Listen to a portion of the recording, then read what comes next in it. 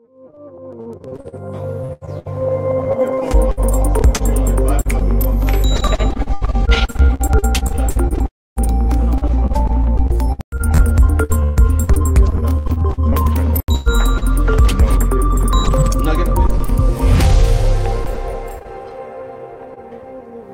like that. Just like that. Now, a perspective. Why are on the come out now? Fellow Amazonians, good evening. Good evening. Panelists, good evening. Good evening, sir. To my left, I've got Mr. Ayuk Patrick, who is second in charge for the country of South Africa. Just after Mr. Ayuk, we've got Ambassador J.C. Angu, who's Amazonian ambassador for the Southern African Development countries, which is made up of 13 countries in that bloc. And we've got Mr. Mba Francis, who is an advisor to the leadership of the Amazonian community in South Africa. We equally have in Europe Dr. Metuge, as well as popularly known Uncle P. Panelists, good evening again. Good evening, moderator.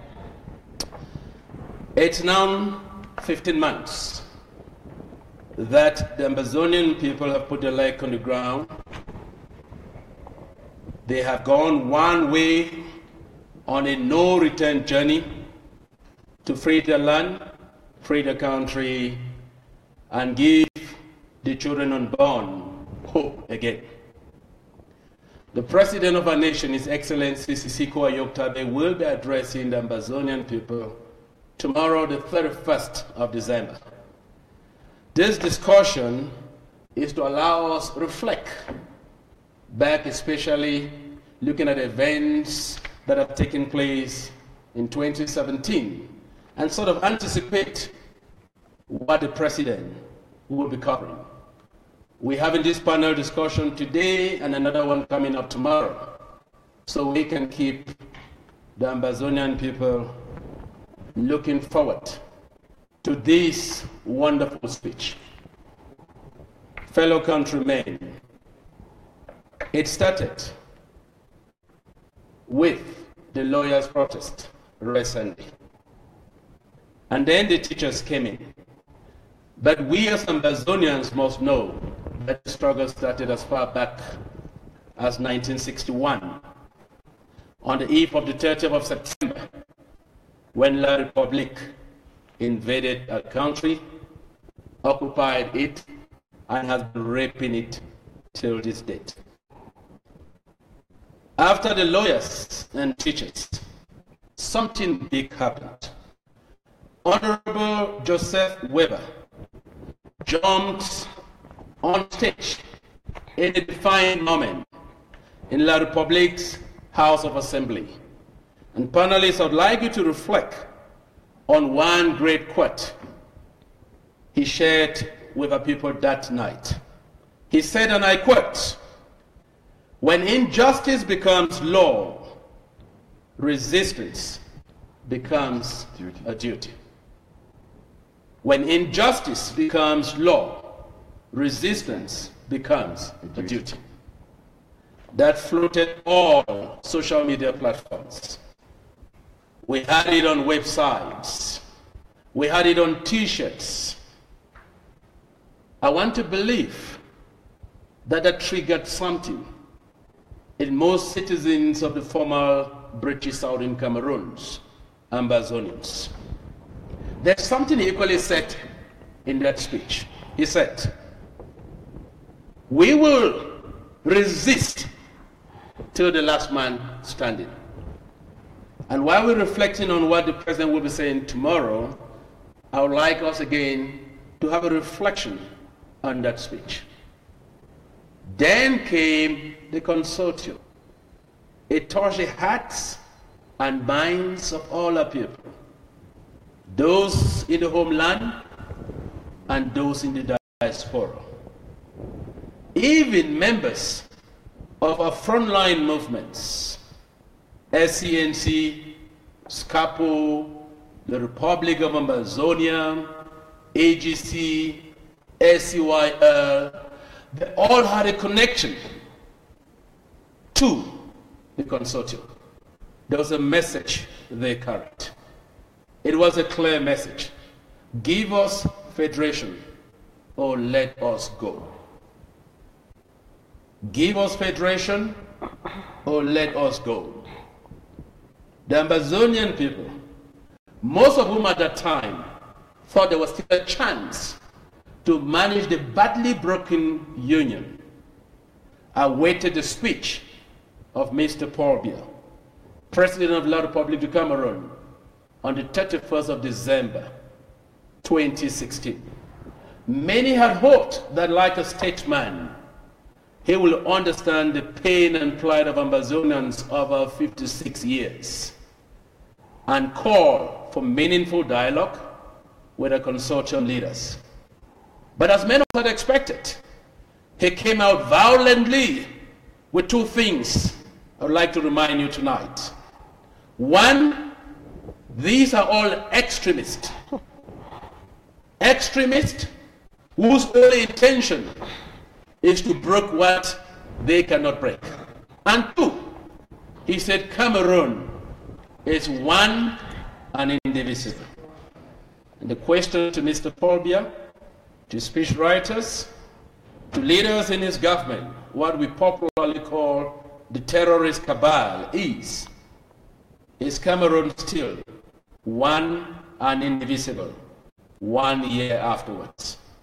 Of course, on the 17th of January 2017, he did it again. He made his biggest blunder. He arrested the leaders of the consortium, Barrister Bala and Dr. Fontaine Neba. Leader Tassang Wilfred had to disappear from oblivion for quite some time and eventually went on exile. The same thing happened with Barrister Eyambe and all Amazonian leaders. And then the game changed. The Amazonian national anthem was in all homes, on all phones, on the lips of all Amazonians. The Amazonian flag became the national symbol of unity. It became the unifying factor. La Republic was rejected. Its flag was rejected. We remember in Hoya, a sea of Amazonians said, no, they cannot sing the national anthem of the occupier. La Republic had done its worst. Issa Chiruma came on TV over and over repeating the Amazonians are extremists, a terrorist, that what we're asking for federation is unconstitutional, is lawful, can never be discussed in Cameroon. Then our people began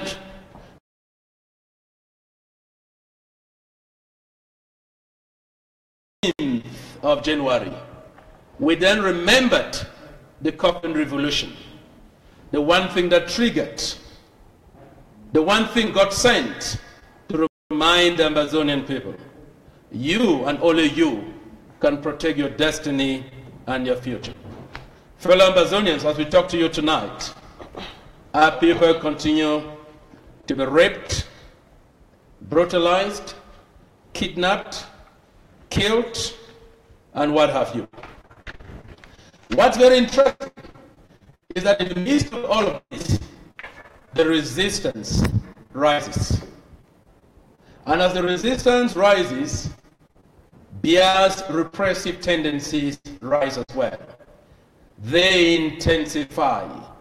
In their own parliament, they said they don't want to hear the word Anglophone again. In ministries in La Republique du Cameroon, they said they don't want to hear the word ministries again. the Ambazonian resistance rises. It becomes unstoppable. Fellow Ambazonians, something happens. Many in the international community were asking the question, is this uprising not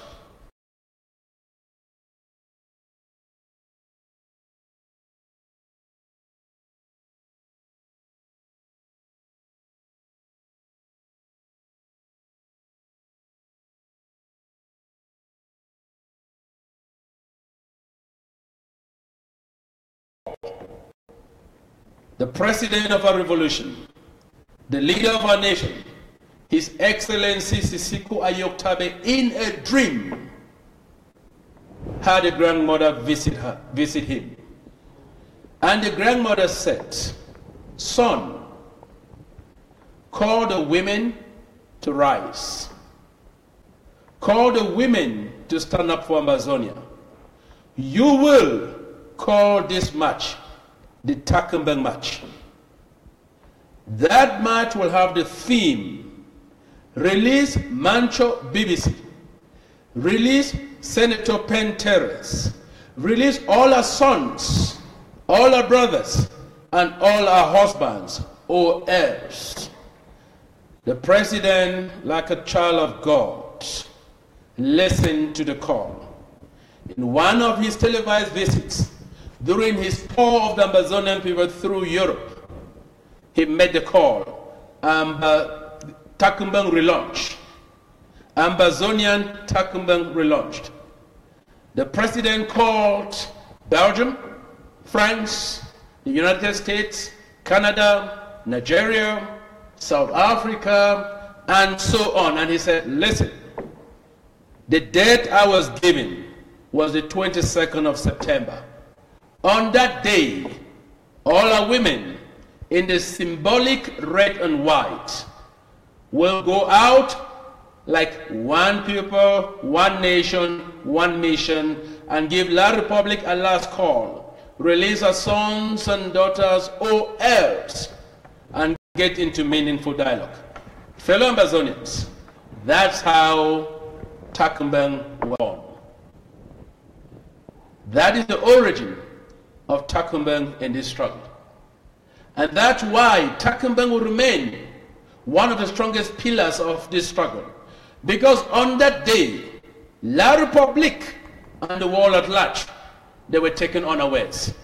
The Ambazonian people spoke. We in the interim government call the 22nd of September the people's referendum. On every street, in every quarter, in every village, in every town, no matter how remote it is, our people came out as one big mighty force. 6.4 million minimum in the homeland and across the diaspora, symbolically carrying our flag, singing a national anthem and a revolutionary songs, and green leaves of peace. Green leaves of peace. No war but dialogue. No war but dialogue. But one thing is certain, we will take back our country. And this was in preparation of the 1st of October. And of course, that is after telling Mr. Bia, Issa Chiruma, and all his ministers, including that of education, that there will be no schools in Ambazonia so long as our people remain locked up and our land remain militarized. Fellow Ambazonians, the 22nd of September was the answer to those who asked, is this not an internet revolution?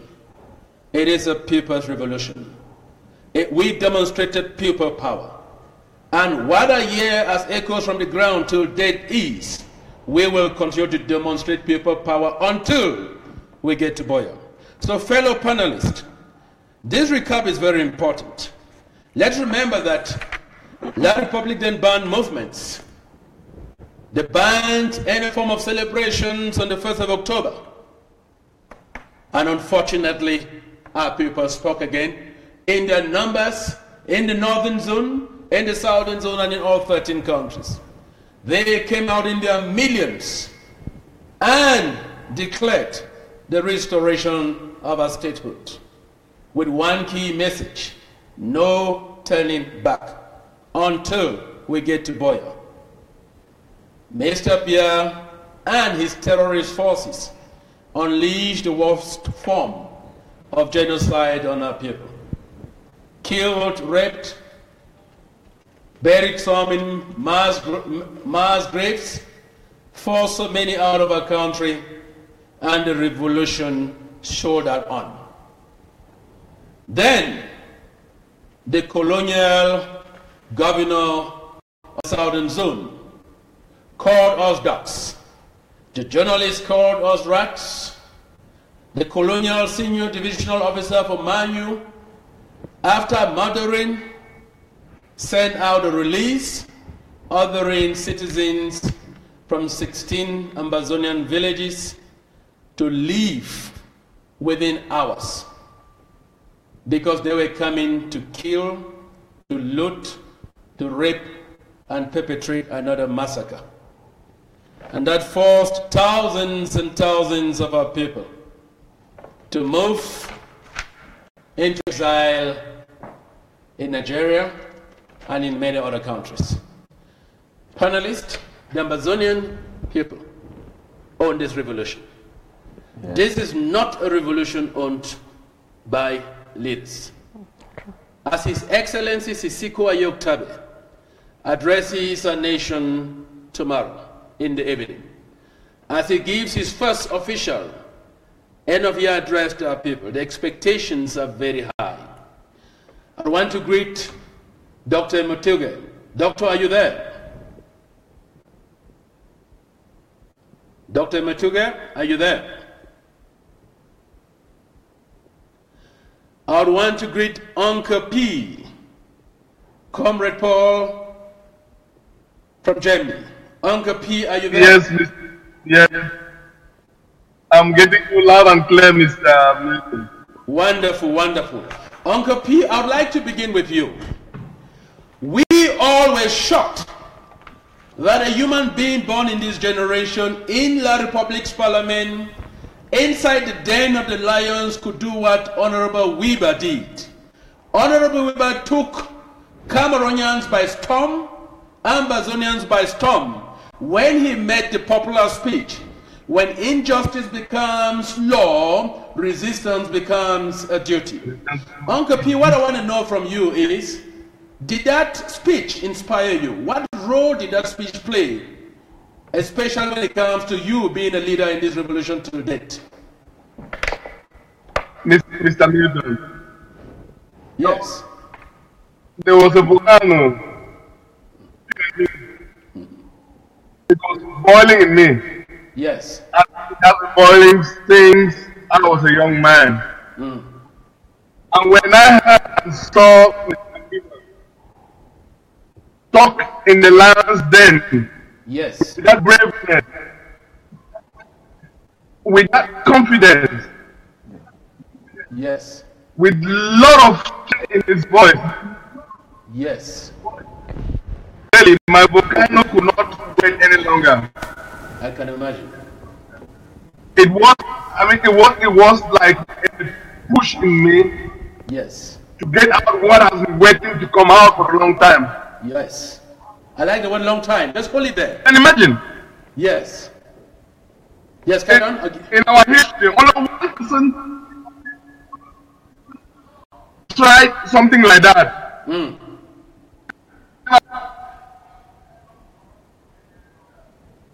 When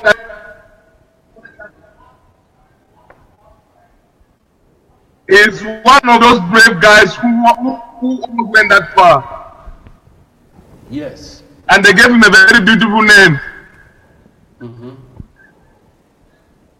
Ennemi dans la maison. Yes. Yes.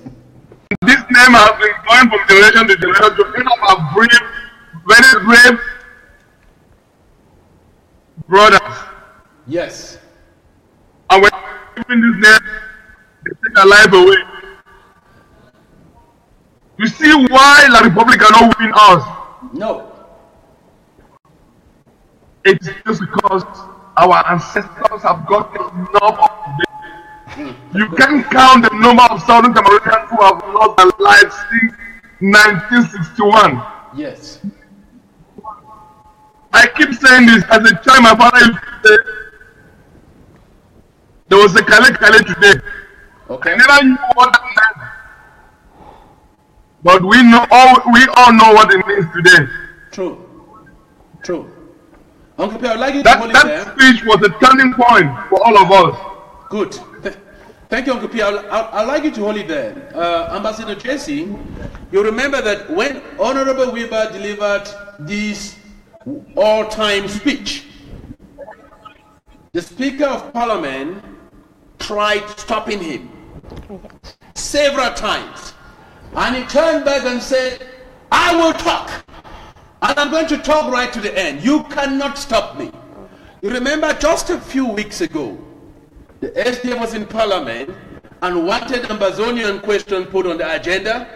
And La Republic clearly said, you don't belong here. This cannot be discussed in this house because that's a foreign agenda. We've always called you foreigners in the house. We've always called you Biafrans. Again, as a lady, how did Honorable Weaver's speech inspire you to be part of the Ambazonian Freedom Revolution? Thank you, Mr. Undersecretary. Fellow Ambazonians, I think we will all agree that when Honorable Weber made that speech, we were working from a dream, from nightmare, if I can put it like that.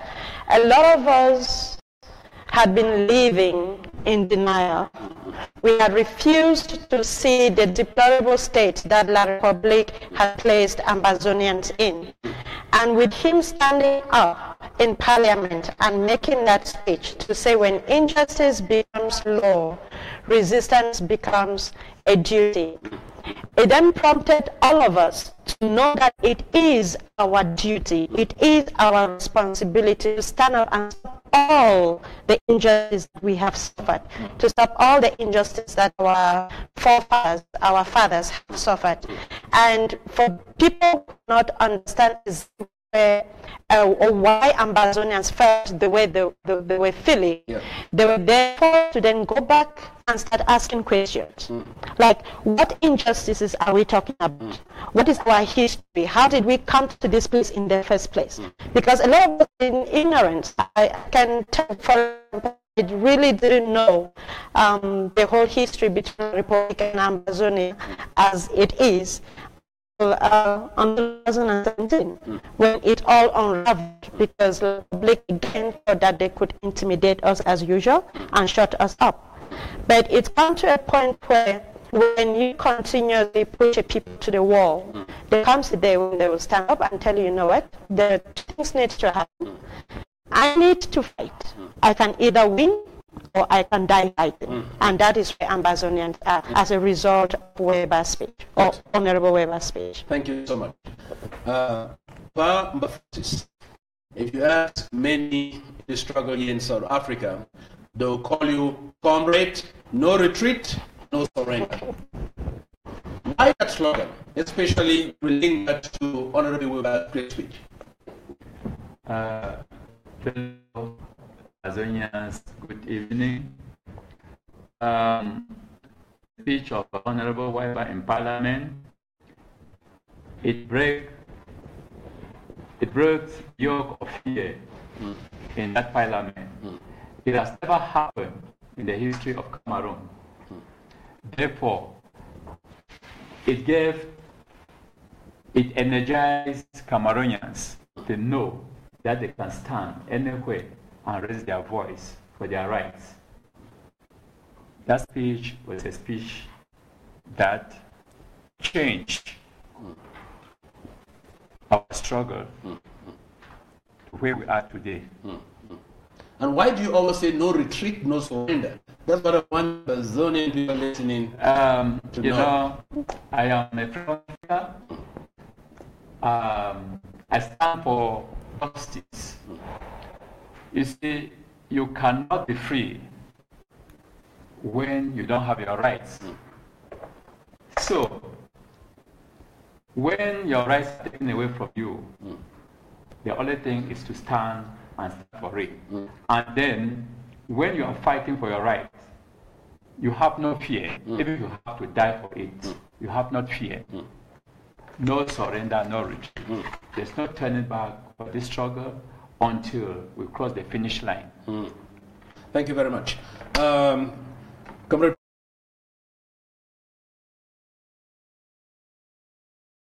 you remember that after that speech, there were great fears that Honorable Weber will be slaughtered by the terrorist forces in Yaoundé. He disappeared for about 6 months, and the next time we heard about Honorable Weber, he was again on the same parliamentary floor, telling them the same thing in a very strong voice. When you heard about Honorable Weber going to Parliament, did you believe he was really in Cameroon and will be on the parliamentary floor? Actually, good evening viewers, good evening Ambazonians. And actually what happened is that I was actually inspired. And the way the government, the Republic regime has always ruled our people is through the creation of fear and intimidation. And actually, Weber's speech actually removed that fear in our minds. And even the enemy, the Republic, was astonished by the level of boldness that Weber used to express and what is actually we are actually going through as Ambazonians.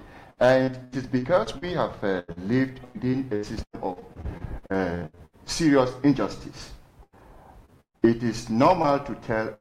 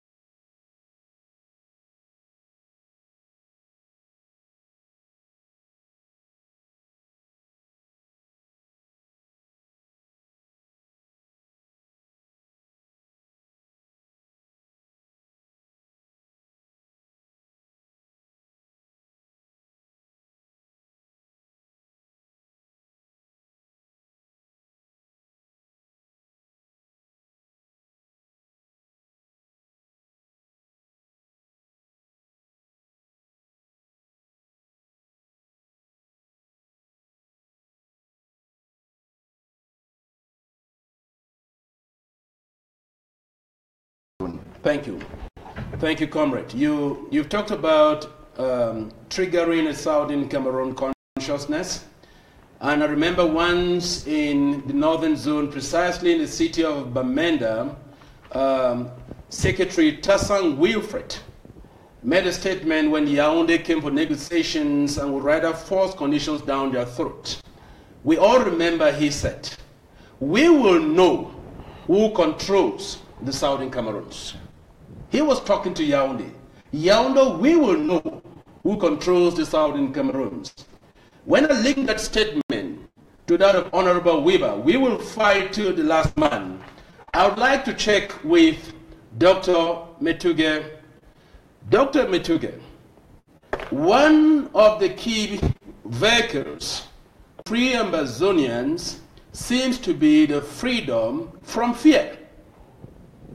Especially when you look at every single leader in the homeland and in the diaspora who has said enough is enough. There's no turning back. I'd like you to get inspiration from these powerful Ambazonians and speak to the Ambazonian people with regards to fear. Of course, about 95% of Ambazonians as we speak today are in this fight till the end. Independent surveys have been conducted, and if a survey or a referendum were to be run in Ambazonia today, we are sure that a minimum of 91% of our people will vote for outright independence. So, speak to the Ambazonian people with regards to killing fear so that we can edge quicker to freedom land. Dr. Metuge.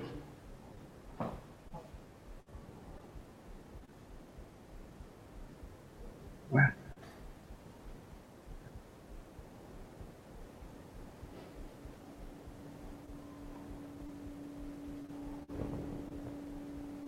He's talking.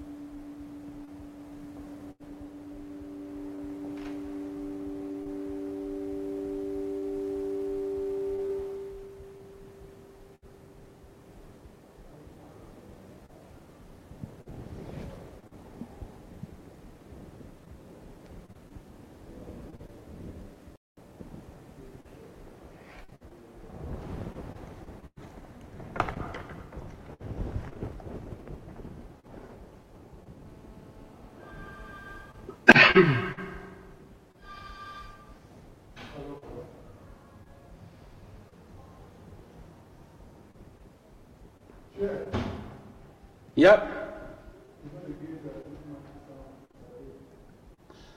Fellow comrades, we struggling to get the sound from Dr. Metuge. We'll keep trying the lines.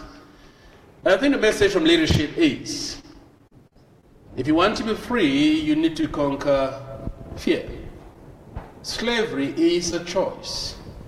There is no country in the world where its people got their independence, got their freedom, without taking maximum risk. And maximum risk has to be putting your life on the line for your country. Putting your life on the line for the freedoms and liberties that will guarantee development, that will guarantee prosperity, and that will guarantee the kind of accountable government that the Ambazonian people have been looking forward to. We as government have always said that this struggle is bigger than all of us. This struggle is bigger than you, it's bigger than me. This is the Ambazonian people's struggle. If you were to ask me who is your hero in this struggle, it will be the Ambazonian people. Most importantly, the Ambazonian people in the homeland. I'll speak to many of them, and I spoke to one this morning, and this is what he said in quotes. This is my land of birth. Ambazonia is my country. I will never leave Ambazonia. No matter how much intimidation the Republic brings on board, I will fight till the last man standing. And that's what started this talk, by getting us to reflect on those powerful words of Honorable Weber, on the resolve and resilience of our leaders, in the legal profession, in the teaching profession, and in the consortium. Fellow Ambazonians, I'd like us to talk about sacrifice. Because we are saying for us to free a land, we need to sacrifice, and that includes sacrificing our life for our people, for our children and the children yet unborn.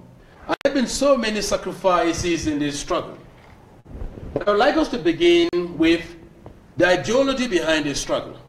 If you study the history of this struggle, from Fongoji Dinka to Chief Ayamba to Powerful Fongala and all our leaders, one thing is common. It has always been a non-violent struggle. It's always been the choice of the civilized path, where gentlemen meet on a table who disagree so much that they use the wisdom of the 21st century to solve issues. You are witnesses that while Amazonia says let's dialogue, La Republic says let's go to war. But while we've been pushing on dialogue, there are lots of ideological instruments we've been using, and one of them is ghost towns. And I'm thinking of a Bayam Selam. I'm thinking of a farmer. I'm thinking of that Okada rider. Of course, ghost towns are biting. And many times, leaders in the diaspora have said, we are worried about the suffering you on the ground are going through because of these ghost towns. Can we stop them? And the message from the ground is, no, you guys cannot be chickens. We can never stop them. How can we stop them when we've not gone to boil? So again, I want to ask Ambassador Jesse. Ghost towns have been a major tool that have frightened the occupier. Absolutely. Do you really believe in that assertion? Thanks, Mr. Undersecretary. Of course I do. It's no secret that the economic prowess of La Republic all these decades come from Ambazonia. And so when you do cripple the economic activities of Ambazonia for just a day or two in a week, that affects La Republic more than it even affects us, because while Ambazonians are very capable of adapting and self-sustaining, it is not the same with our neighbors. And because of that, they feel it, and they have done everything in the book, from threats to killings to intimidation to arrest to rape, to ensure that ghost towns in our territory stop. But the point is that La Republic will not be a successful economy. La Republic, the people in La Republic themselves will soon take to the street if our ghost towns continue, because what that would mean is that they will stop having the food stuff that they've been getting from Ambazonia all this while. The businesses that were supplying to small businesses in Ambazonia will no longer be supplying to these businesses. A monetary flow between the banks and other institutions from these two regions will no longer happen. And so what that happens is it slowly but surely squeezes La Republic financially, economically, and in every way possible. Not only that, it also squeezes them in terms of human resource, because given that our people are on strike, they are forced to then bring in people from La Republic to fill in positions in Ambazonia that they think needs to keep functioning during these days. And it's not going to stop. La Republic is going to continue to intimidate us to stop ghost towns. But I just want to plead with Ambazonians that in a struggle like this, we all have to sacrifice something. It is very difficult. And yes, we understand that for those of our comrades, our families, our brothers and sisters, our mothers and our fathers that are back home, it is a trying time to say that you cannot go to the market on Mondays to sell your vegetables.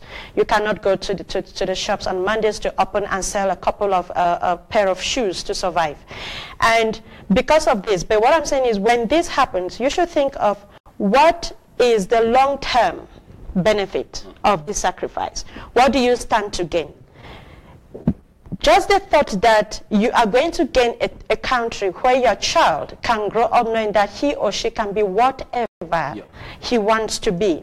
Not being determined whether the name is Atangana, not being determined whether he speaks English or French, or he comes from Bamenda, or he comes from Mali. But the sole fact that your child will be an Ambazonian and will have equal opportunities to all that all Ambazonians would have is a great opportunity, and it is worth sacrificing for.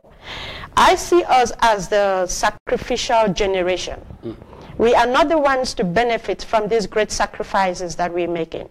And so us being parents right now, and us being those that, actually those in the diaspora that are helping to sustain our families back home during these trying times, we are the generation that God has chosen for us to sacrifice for the benefit of future generations of Ambazonia. Thank you. And for that, to me, it's worth it. Ambassador Jesse, thank you so much. You're welcome.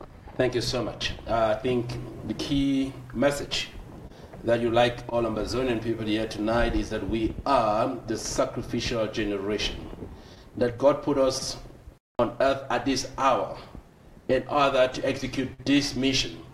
If we do not execute this mission, we will not have answers when our children and our children ask Papa, Mama, where were you? And that's an important question we'd like all Ambazonians tonight to ask themselves. What role are you playing in this struggle? What are you doing to ensure that ghost towns are respected across the national territory? Just remember that if you're doing nothing, you will be asked the question, where were you? And what role did you play? Uncle P, you have been a great advocate for ghost towns. You have spoken on ghost towns at length. You talk to your people every time ghost towns are caught. The question I want to ask you is, should ghost towns continue? What would you like the president to talk on with regards to ghost towns? Uncle P? Yeah, Mr. Milton. I know the ghost town has been in some of our some of our people's eyes. If we allow things to be normal, like the public will keep on taking us for granted. We can only break their economy if we keep on with the ghost town. There's one thing I would like to talk about here. The war in Manu is the first step of that Liberal Republic's war on us, the Amazon people. We cannot go on with normal business if our brethren in Manu are being killed every day. We have to stay home and mourn with them.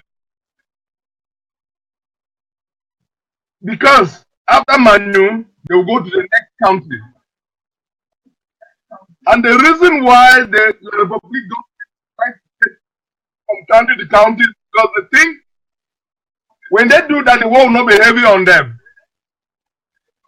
But there is one thing which is certain. There is no way that they're gonna win us.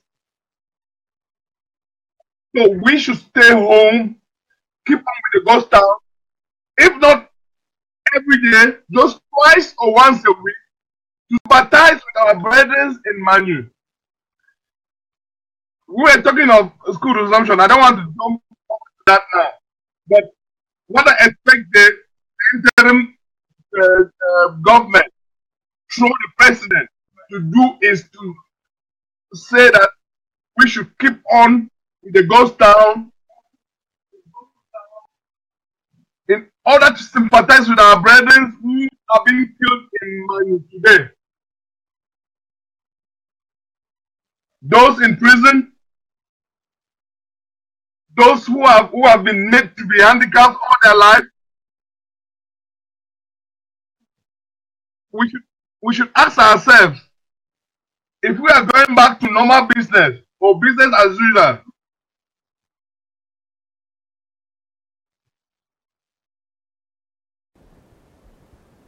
what was the reason for this great loss? Yeah.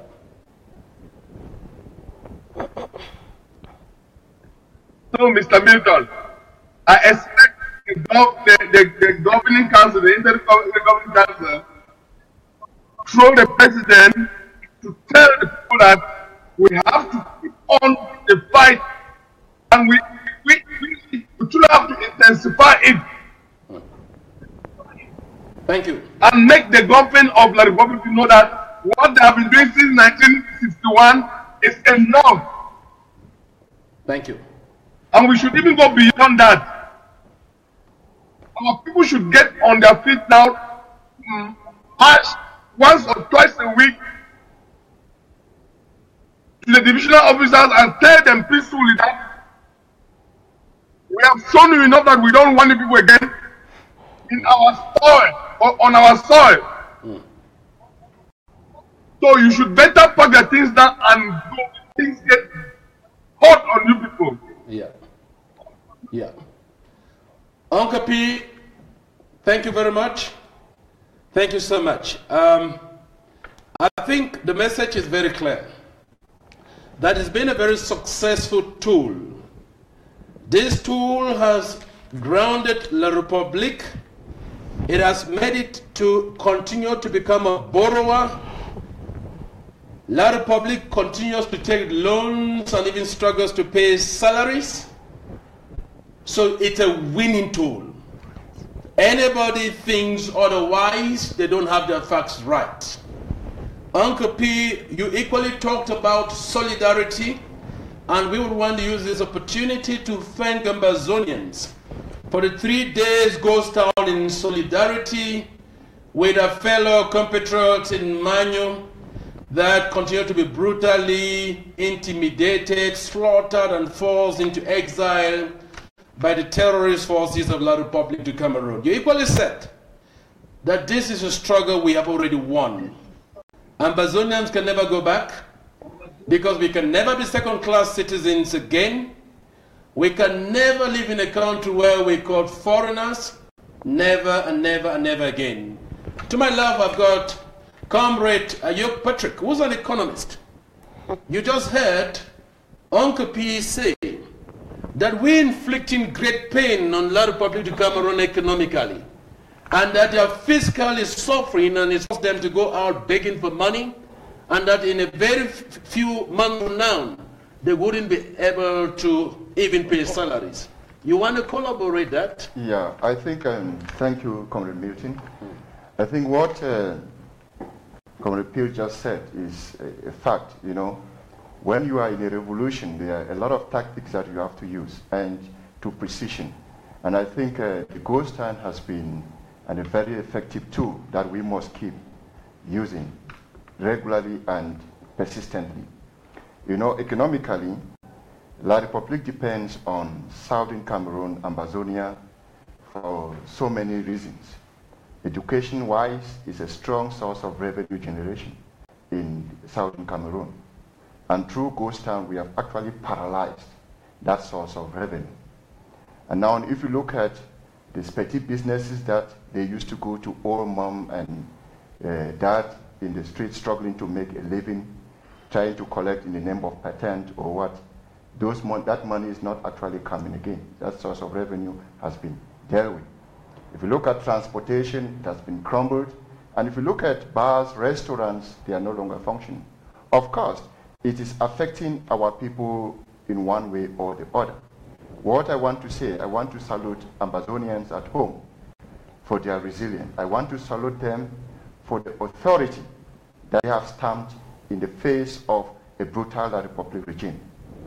They have shown to them that we control our economy, we control our country, and it's affecting them. Their system, economically, there are countries that, let me take an example with South Africa. Apartheid ended, not because South African blacks had the strongest army to defeat apartheid. What ended apartheid was economic sabotage. So through this economic sabotage, the capitalists realized that they are no longer making money. And how do they come to a compromise? It was through compromise and concession. The capitalist said, if we stop apartheid, our businesses will continue to boom and we will make money. And so the only way we can stop apartheid is by giving the black people the government, to give them the leadership. Let them take over their country. And the black man was happy that if I take over the country, a black guy that has been suffering will have access to amenities, will have access to facilities, and will live a better life, and will be respected like a normal human being. If you take it to the Southern Cameroon context, the way our people are so resilient with ghosts, it is actually crippling the regime. They are borrowing left and right. Those are signals of frustration. Those are signs of a crippling economy.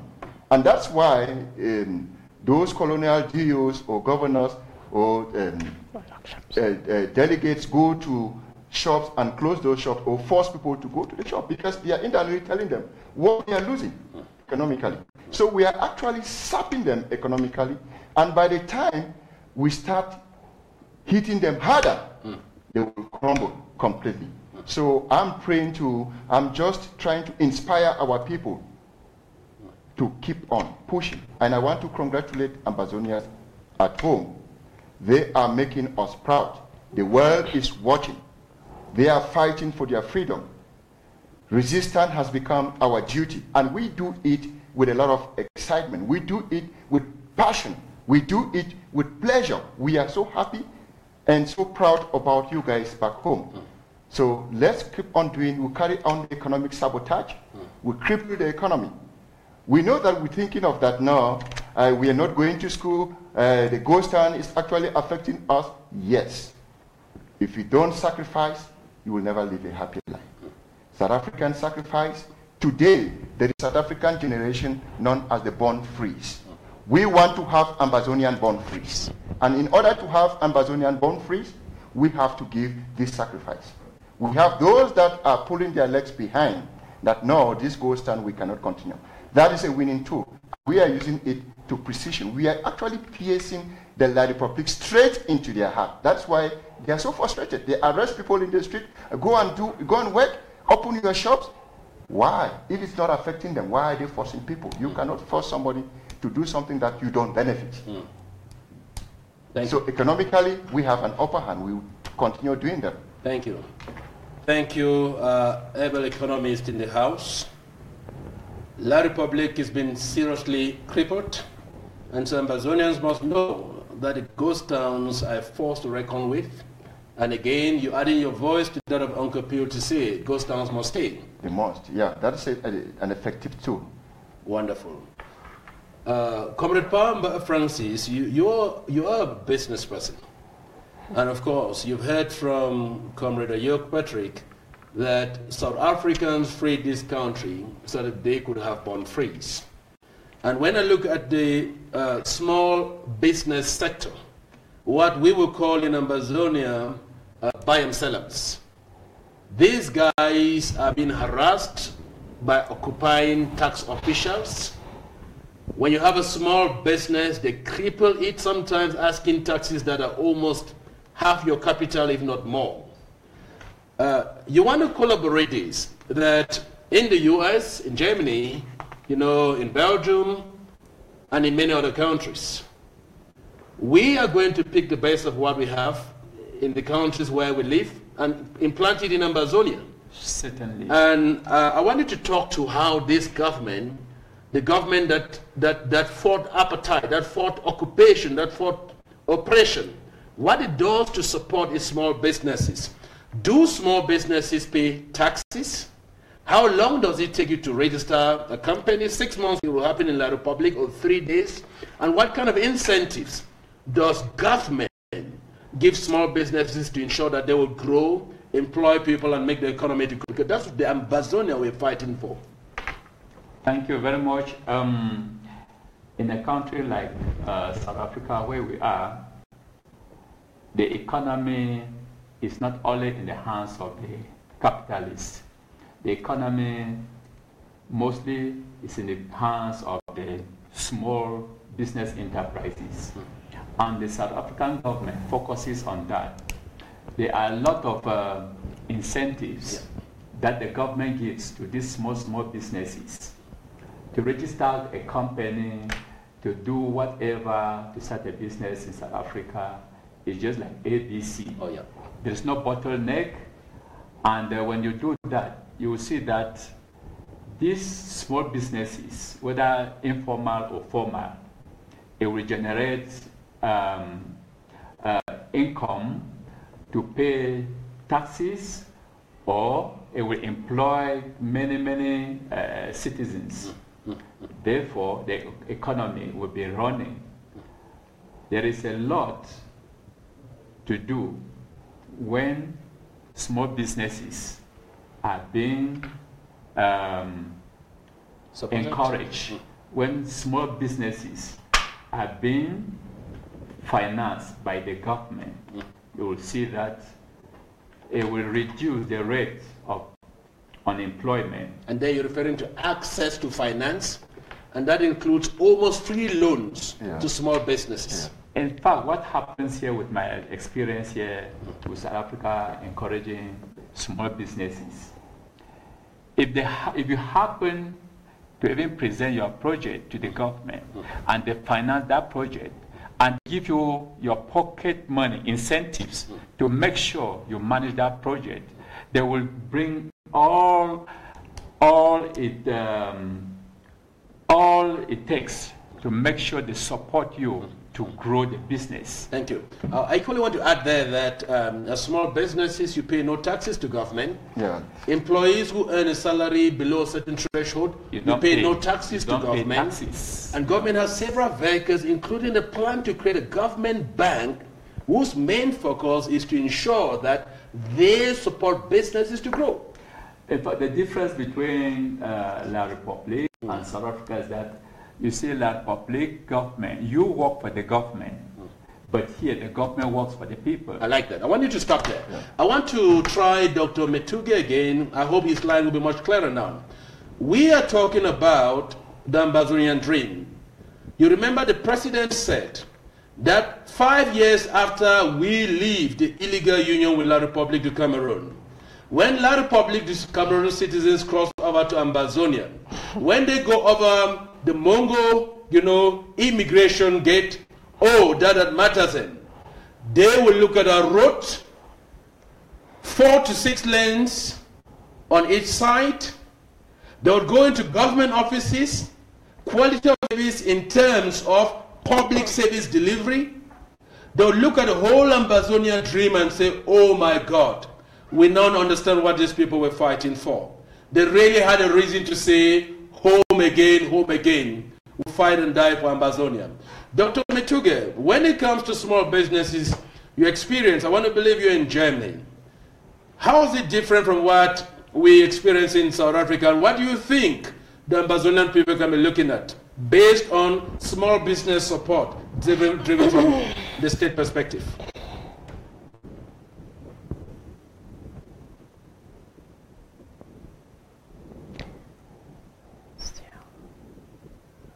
Why?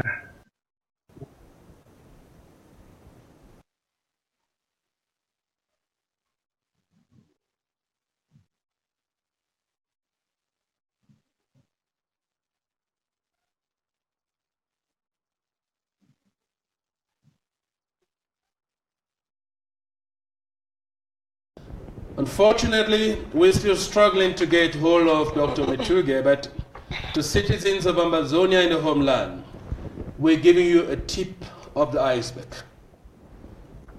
Your sons and daughters were forced out of that country because it's a country of unequal opportunities. Your sons and daughters, like the president said in one of his speeches in Europe, were planted across the world by God to experience the best of the best. And this struggle is because Ambazonia will be better than any country you've known around the world. I'd like us to go to this hot topic, and I know you have been waiting to hear this very hot one. Do Ambazonians have a right to fight for their freedom? Yes, they do. Do Ambazonians have a right to qualify for statehood? Yes, they do. There are specific criteria internationally that support a case and firmly stand behind the legality of our case. One, we are a people, we are unique. The British Southern Cameroonians. Two, we have a territory. Yeah. That's geography. Clearly defined. Clearly defined. With international International boundaries. boundaries. Three, we have an administrative setup which is distinct compared to that of La Republic of Cameroon. Look at the educational system. Look at the legal system. What more are you talking of? So yes, like every leader has sent a message to La Republic of Cameroon. Cameroon is two and divisible. Am I right? Very divisible. Absolutely. Cameroon is two and divisible. Very divisible. It has happened already. I mean, let's look at history.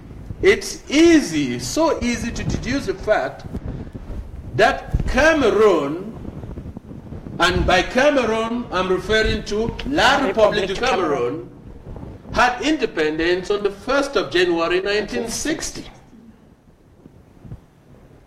Ambazonia, the former British Southern Cameroons, had independence almost 2 years afterwards. Was not even being administered from Yaoundé. We had independence from serf rule. We were ruling our own country.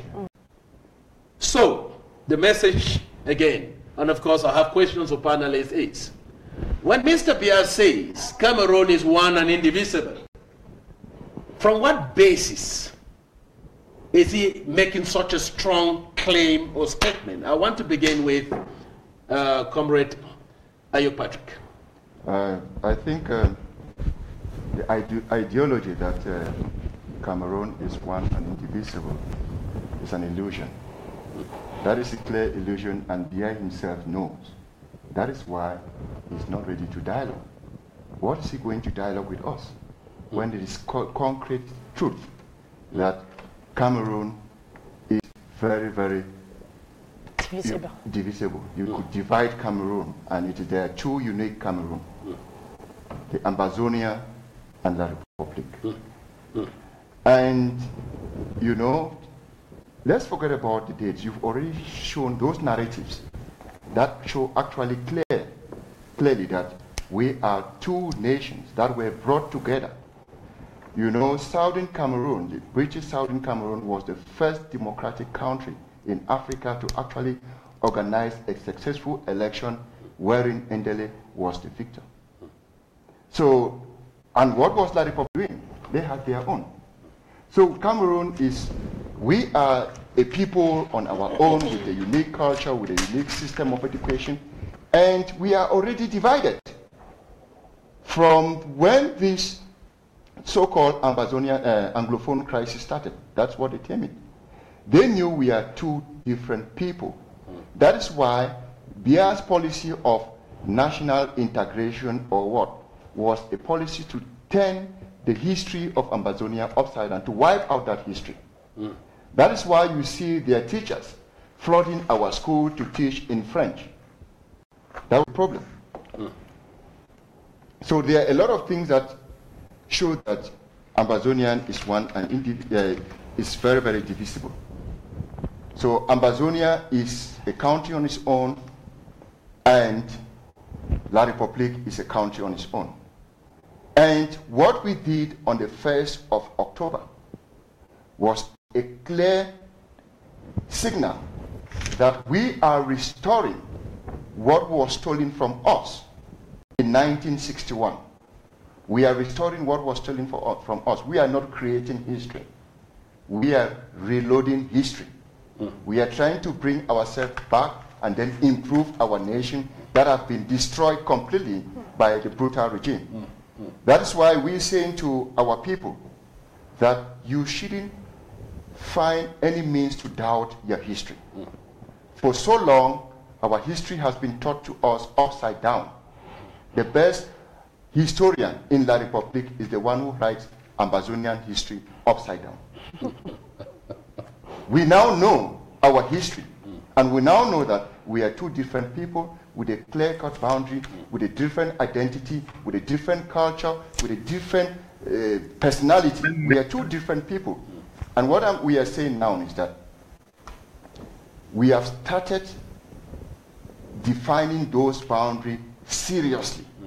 They know what we want, and we are not ready to retreat. At the level that we are now of restoration, in fact, it is easier to conclude, to finish this job, than to go backward. True. Thank you. Thank you so much. Uncle P, without a doubt, you knew you will be coming in now. You, of course, do not expect the president to include in his speech that Cameroon is too indivisible. And that is because on the 1st of October 2017, we did the honorable thing. We went out in our millions and we reclaimed our stolen independence. So, Uncle P, I would like you to address citizens of La République du Cameroon on the concept that Cameroon is indeed too indivisible. Uncle P?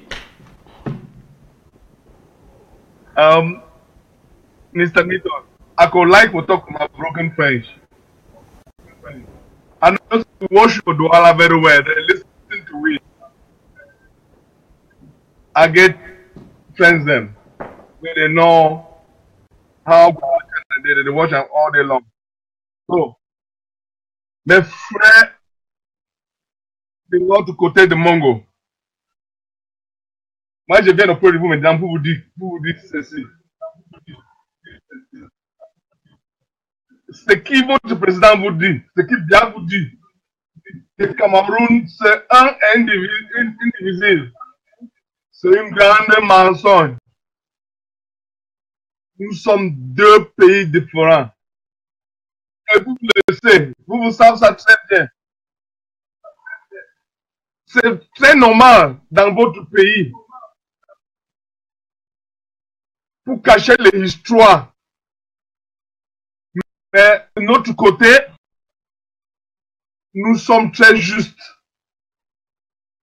Nous nous cherchons maintenant pour comprendre notre histoire. Cameroun a toujours été deux pays différents.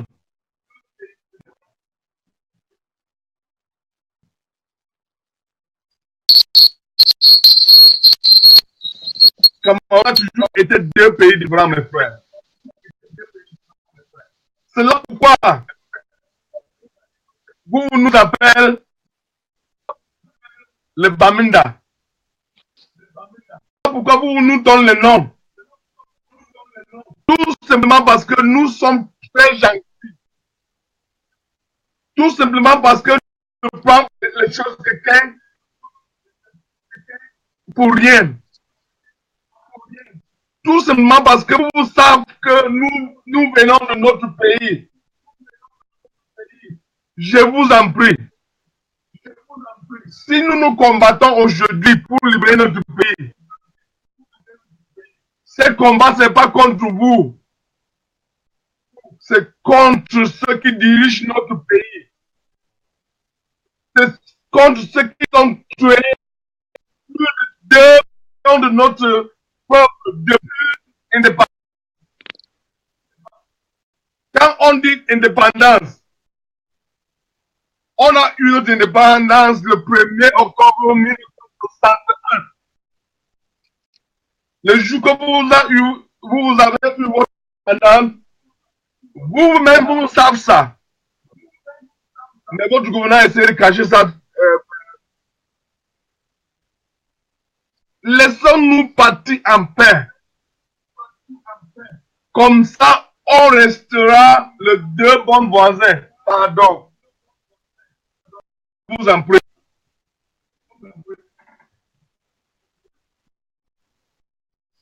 Dans notre pays,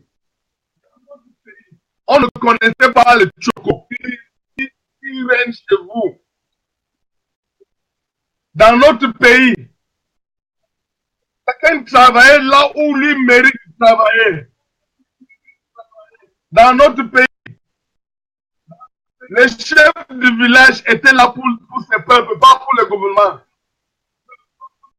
Donc, savent ça que nous sommes deux peuples différents. Nous sommes un autre pays. Cameroun n'est pas un et indivisible. Vous nous appelez sécessionnistes. Mais ce qu'ils ont, c'est la réunion qu'on avait. C'est vous. Parce que au début, vous étiez la République du Cameroun. Et nous, on a toujours été Southern Cameroun. Mais maintenant, vous vous appelez le Cameroun la République du Cameroun. C'est là pourquoi on a le droit maintenant d'aller réinstaller notre pays. Pardon, laissez-nous partir en paix. My dear Southern Cameroonian brothers, my papa, my mommy, them, my brothers, them. Muna no say we not foolish. We dead for reason. History not the lie. And man of it high forever. We don't know him now. I beg. Any person where is sit down, please join this fight now. We will send to the other country. So that they don't go bury me like a slave. They don't go bury me like a slave. They don't be slave. Get church. But now get church to change them. I thank you plenty.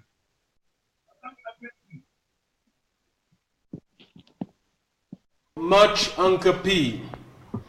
Very glad that you addressed the citizens of La République du Cameroon in a language that they clearly understand, so that they know that Cameroon has always and will always be divisible. Most importantly, that Cameroon was divided on the 1st of October 2017. That division is permanent. That's why Amazonian people call it restoration. I would like us to talk about 3 words that are commonly being used in this struggle. As Uncle P rightly says, and I quote him in Pidgin, history is not a lie. History is not a lie. Now we write for make sure, so we fight until we get victory, so that we not be buried as slaves. Wow. Fellow Amazonians, these are the 3 words. Restorationist, secessionist, as well, excuse me, as well as the last one? Separatist. Separatist.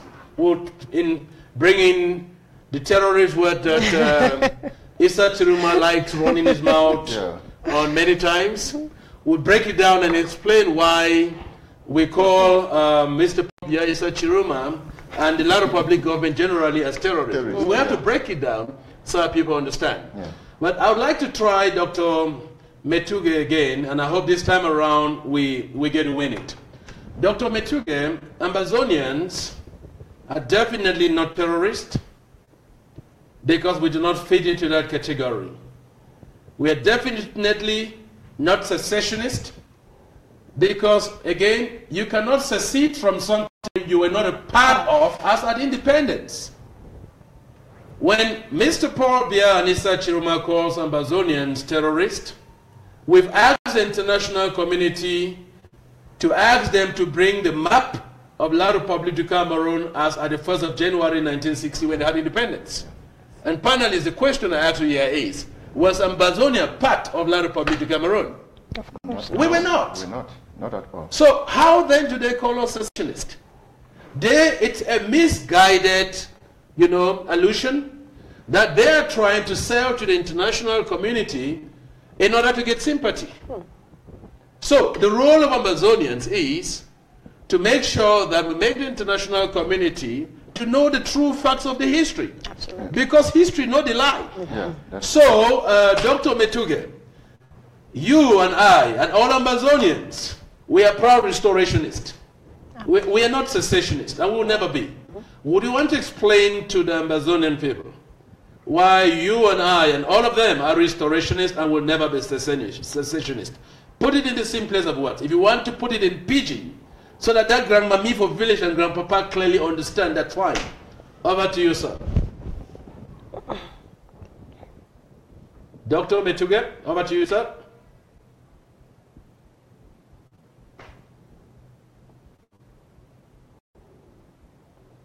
We seem to be struggling. I want to check with directors again.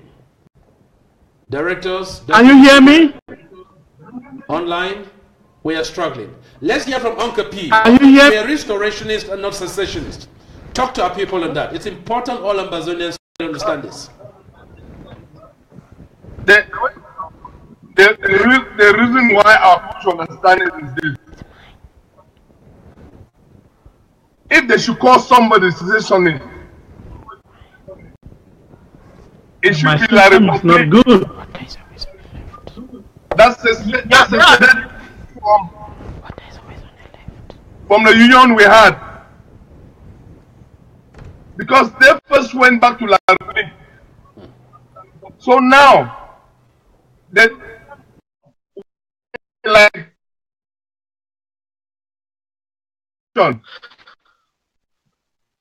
so we have realized ourselves now where we are. Since you seceded from the union, we have to go back to our nation. We have to reinstate our nation. As we have been saying that history cannot lie. 1961 and 1960 is not the same thing now. One nation had independence in 1960. Another nation had independence in 1961. We came together and made a union who was called Federal Republic of Cameroon. Okay. They are the ones we have to sue them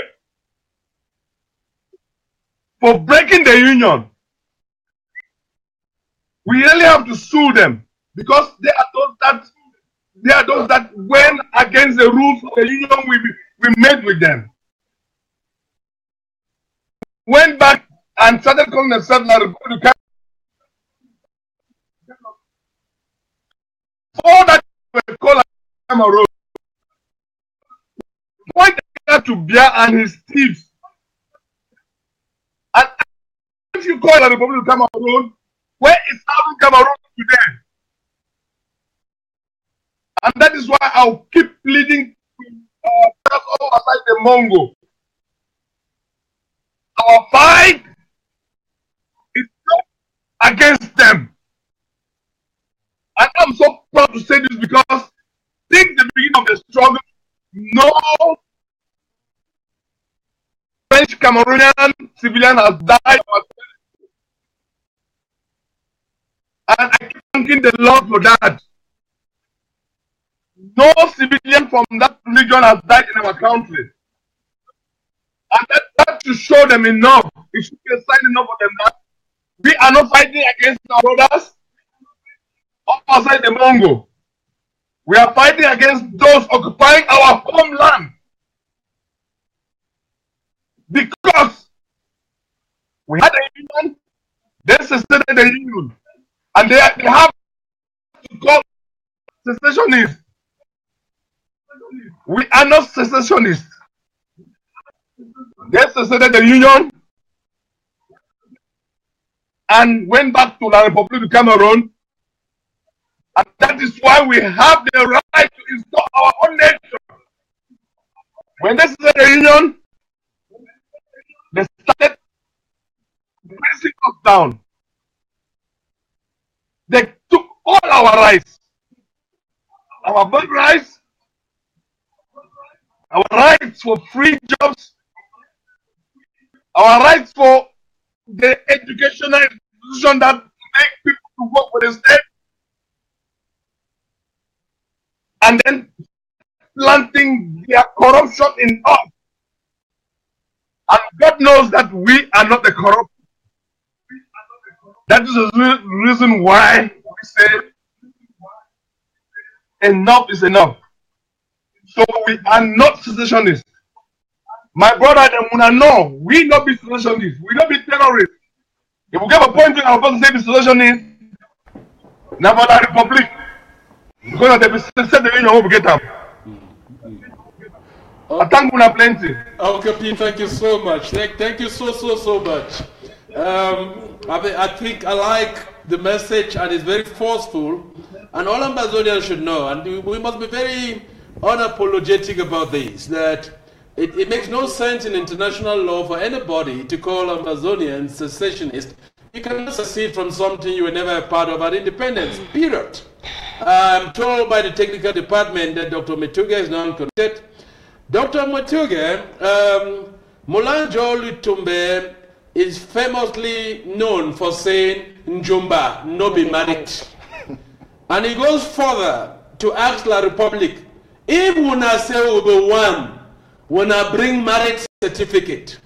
In international law, he's asking for La Republic to come around to bring a union treaty, a document that proves that these two countries ever came together. Dr. Metuge, we heard Uncle P saying, or repeating something that Fongoji Dinka has charged La Republic for and held Mr. Pobia personally accountable for seceding from the illegal union when he put in place his 1984 restoration law that restored the statehood of Ambazonia.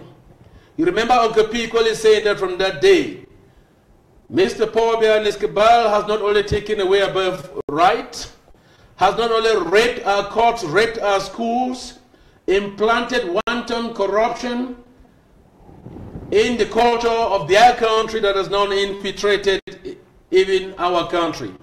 But I want us to specifically talk about the Union Treaty, because it's important that we use these platforms to educate our people so that when they debate issues concerning a struggle, they're informed. You know, when people are informed, they're empowered, and when they're empowered, their resilience is unstoppable. Dr. Metuge, is there a Union Treaty between La Republic du Cameroon and Amazonia? And if there isn't, what is the implication of the lack of such deposited at the United Nations? Dr. Metuge?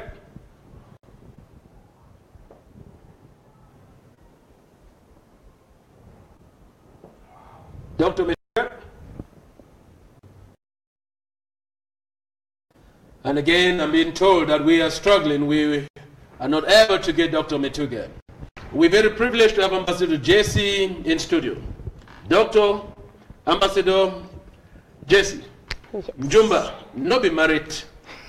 We are talking about the Union Treaty. Is there a Union Treaty? Is there a marriage certificate or Union certificate to show that La Republic du Cameroon and Ambazonia ever came together, so that when they want to break up, they need to go to court and tear that certificate, as some people call it? No, of course not. We all know there isn't such a document anywhere. Otherwise, La Republique du Cameroon and the BR government would have produced such a government now to lobby other international organizations for support. What simply happened, like Pa always says, it was just a Njuba relationship where you're saying, we'll see if we'll get married, or we intend to get married, but then we never do get into the whole marriage process. Nothing gets happen, nothing gets signed. And so when one partner gets fed up, you just pack your bags and you go, because there's actually nothing there to unsign that you had signed before. When you get tired in an illegal relationship or in an illegal union, you then just pack your bags and you go. And that's what Ambazonians are saying, that we have been in an illegal union all this while, and we're simply saying that, look, we as our administrative assistant secretary did say, we now have our Ambazonian consciousness, which has awoken us to the fact that we were never married with La République du Cameroon. We were actually just living in some sort of a illegal union, one party being a concubine to the other, and being fed up, we're saying that we just pack in our bags and we want to go quietly. We do not want war, we do not want any problems, just let us go as we did pack our bags and come in as peacefully as possible with no hard feelings. But it seems La République doesn't want to do it the easy way, and Ambazonians are saying that one way or the other, the easy way or the hard way, we are going. And that's where we are. Thank you, Ambassador Jason. You're very right to say that if you are in Njomba married, when you know you've got enough, you just pack your bags and go. Yes. So the bottom line is, we do not expect La République du Cameroon to give up freedom. No. Because it's been Njomba married all along. Absolutely. We need to declare the restoration of our statehood and take it. Absolutely. So to all Ambazonians, you agree with me that the activities of 1st of October, and especially the restoration speech that was presented by our president, marked the final crossover into Ambazonia. True. And so what's very important, like Uncle Pierre said, is that citizens of French Cameroon, as well as Ambazonians, must understand that our fight is not a fight against citizens of La République du Cameroon. Absolutely not. A fight is that which we would describe as one which is legal, is just and legitimate. One against the establishments in Yaoundé, the president, and of course the terrorist administration that continues to terrorize our people.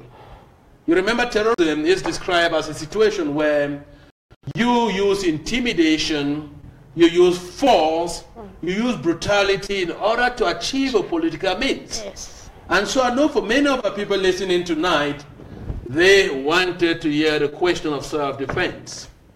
And while I introduce the topic of self-defense, I would like Ambazonians to know that war has been declared against us. War has been declared against the Ambazonian people. It's interesting that for over 15 months, Mr. Paul Biya calls Ambazonians, what I call in quote, Anglophones in his context, his people. The same people who have been rising up to say enough is enough, and in 15 months, this man has not once addressed a plight. He's ignored our children who have not been in school for almost 2 years. He's ignored our traders who continue to have their shops locked down and lose revenue. He's ignored the voices of the ordinary Ambazonian child and the voices of those that have been killed crying for liberty and freedom. Let's remember that in every civilized country, when you're away from home and there's a crisis, what do? You cut off your visit or official state, whatever, or holiday, and you come back home. You remember when this struggle started, and especially when Mr. Biya went to the US and addressed empty chairs. The man went on holidays in Switzerland and spent months, and did not say anything. Of course, paid his PR firm to write something on his social profile that dialogue is the solution. What dialogue on social media? So let's talk about the war, the Ambazonian war, the war declared on Ambazonia by Mr. Biya, the war declared by, the emperor on what he calls his people. Dr. Metuge, have you ever heard that the father of a house, the president of a nation, declares a war against what he calls his own people? When Mr. Biya declares a war on the Ambazonian people, what is the message to the Ambazonian people? Dr. Metuge, over to you. I hear the lines are going down.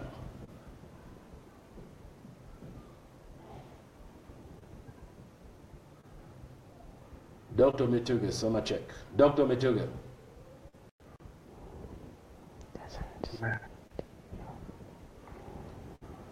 Dr. Mituge? Yes, everybody's hearing you, so please carry on.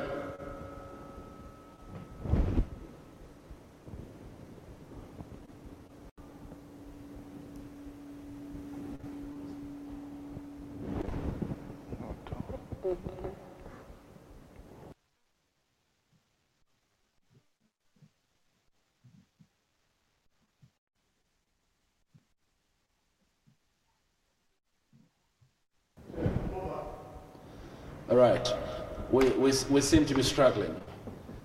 Yeah, but I think the world was alarmed when Mr. Biya declared war on Manu.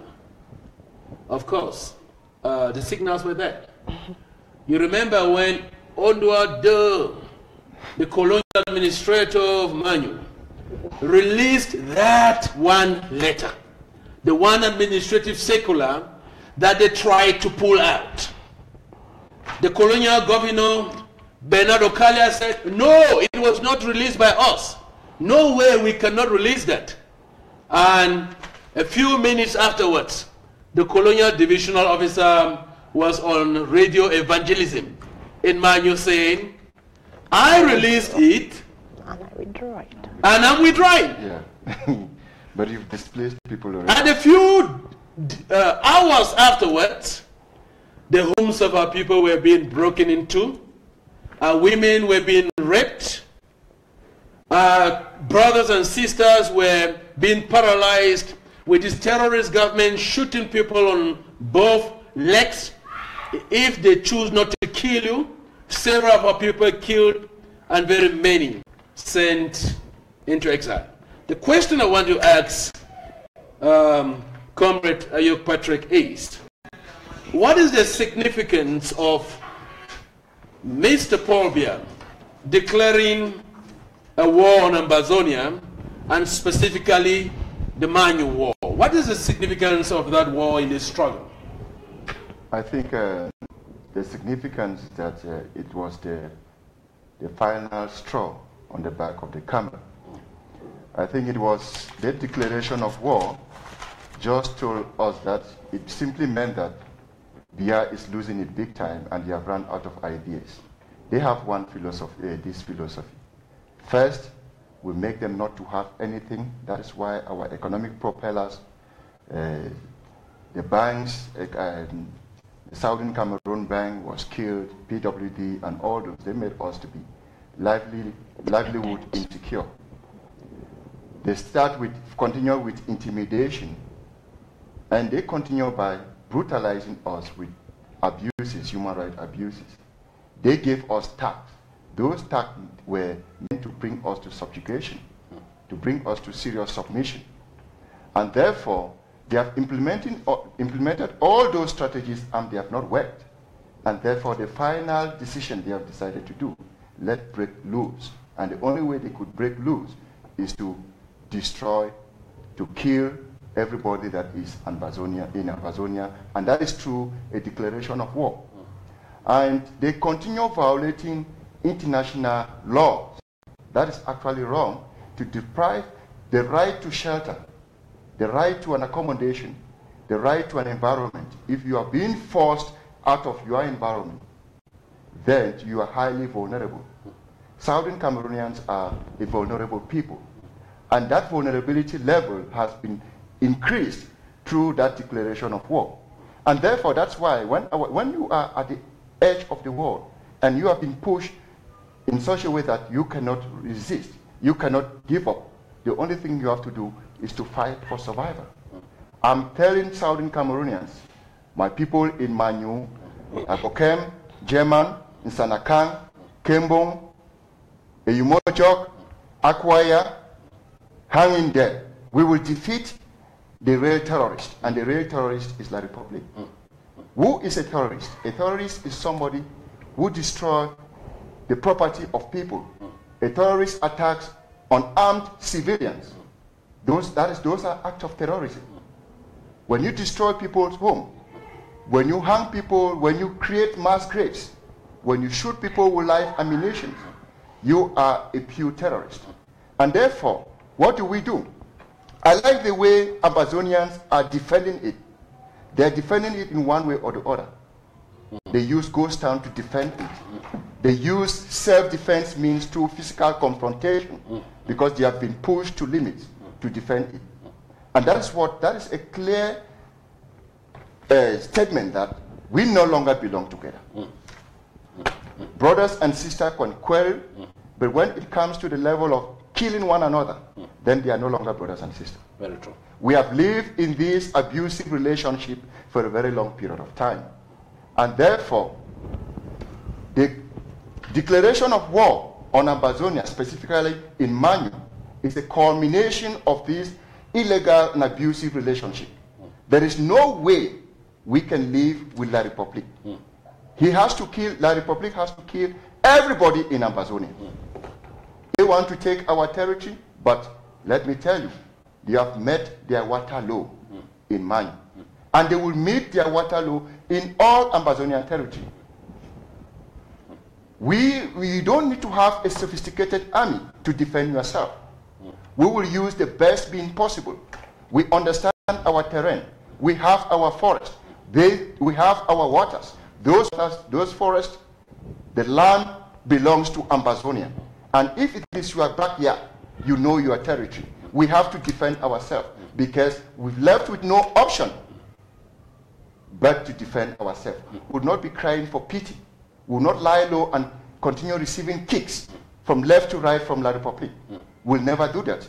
And I want to appreciate the people of Southern Cameroon for standing tall despite this adversity, despite such brutality by a heartless regime. Our people are capable of pushing them out of our territory, and we'll do that till the last man standing. Thank you, Mr. Administrative Secretary. Many people hold the view that the declaration of war on Ambazonia, and specifically Manu, signifies the fall of the emperor. That La Republic's terrorism has not only been exposed to the international community, but the weaknesses within their own military have been made even more glaring. The Ambazonian people, especially in the homeland, have been calling massively for self-defense. And again, you remember that the leader of our nation, His Excellency Sisiko Ayok Tabe, when he cried out and loud, he said, "You cannot stand by and watch your mothers being killed, your sisters being raped, right in front of you. You must remember that by international law, you have a right to defend yourself by every means possible." And we hear self-defense in Manu is something very unique. We hear some wonderful stories. Some we hear are audacious. Some we hear are very mystical. We even hear that some military personnel testify that they would be together and very soon they start getting beatings. Invisible beatings from nowhere. And they see people falling down. Comrade Francis, my question to you is, self-defense, yes or no? And what will you want to tell all Ambazonians, especially when it comes to defending motherland? Self-defense is a human right according to international law. We've been pushed to the wall. We have to defend our land and defend ourselves. One thing for sure, I want to tell the Amazonians, our struggle has been ordained by God. No matter the ammunitions, no matter the amount of armies that the Bia regime will bring into our land, they will all be defeated. No matter the armories that they are bringing in, all those will be neutralized. When God is involved, when God says yes, no one can say no. It is the time of God to liberate the Ambazonians from the land of slavery into their fatherland. Therefore, there is no turning back. Ambazonians, may we all stand firm no matter what. No matter what. Because if we don't defeat this terrorist, we only postponing for our children to fight tomorrow. Therefore, we have to do everything to make sure that we send them out from our land. Mm-hmm. Thank you very much. Ambassador Jesse, in one of your programs, you tried to explain the concept of self-defense. And I remember you talking about we are not going to La Republic to attack, we are protecting our land. Would you want to take Ambazonians again over the concept of self-defense from your basic understanding? Yes, absolutely. What Ambazonians have done is that we haven't invaded La Republic to attack them. We are basically defending our livelihood and we're defending our territory because there's illegal occupiers. They've come in, they've occupied our lands, they've marginalized us in our own lands, and at the same time they're killing us and beating us and raping us. We can't then just fold our arms because we are a peace-loving people to say that we cannot defend. So what we are saying is that we are not going to engage, we are not going to go and fight, we are not going to go and fight a war in La Republic. Because as we have all heard, self-defense is our right, and so we have a right to defend ourselves in our territory. Remember, our president said in one of his videos, in one of his interviews, that all options were on the table. And by that simply means that we will do whatever it is that we have to do as Ambazonians to ensure that our territory is safe, our territory is taken from the invaders, and our territory belongs to Ambazonians and Ambazonians alone. Before we even continue talking on self-defense, we must note that it is not recently that the occupiers, the illegal occupiers, declared war on Ambazonia. The war on Ambazonia has been going on for as far back as when Fongoji Dinka and the rest started fighting this war with La Republic du Cameroon. A lot of them went on exile. We do know that every 1st of October, activists are arrested and locked up. Some of them have died. We heard of an activist that has been in Jena for about 15 years or so that died recently in a La Republic jail. So the war on Ambazonia has been going on for decades. Now what pushed Mr. Biya to the wall is the fact that he didn't think that we would have the boldness. Remember, because we've talked about how Honorable Weber, his speech led people to kind of abandon fear. He didn't think that we'll have that boldness to defend ourselves the way we did in Manu.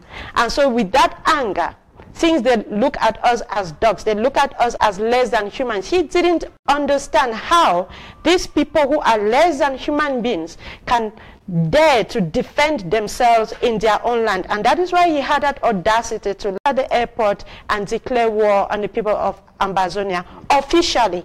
But the war had been going on unofficially for decades. So we must always remember that.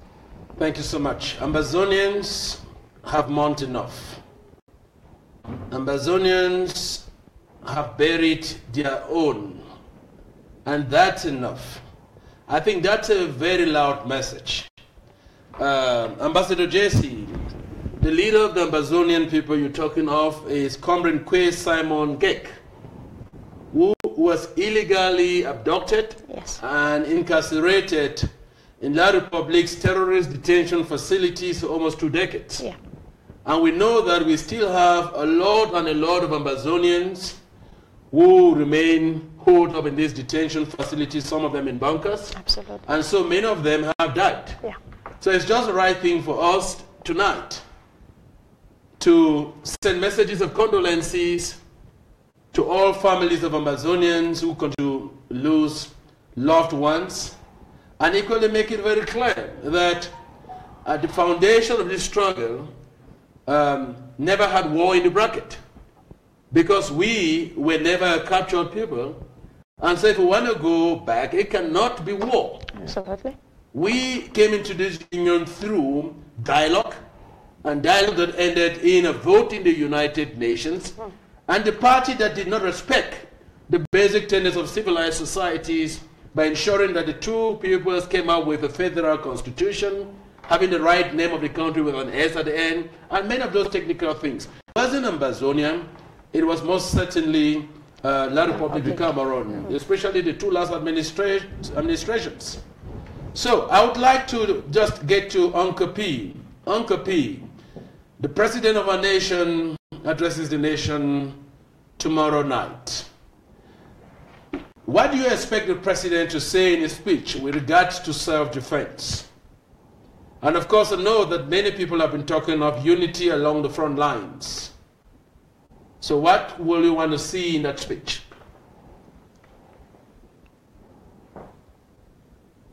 Well, I would like to see him remind Southern Cameroonians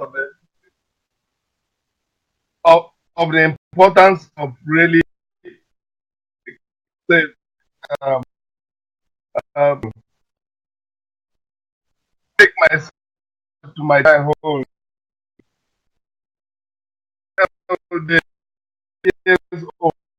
My talk with pigeons now understand me fine.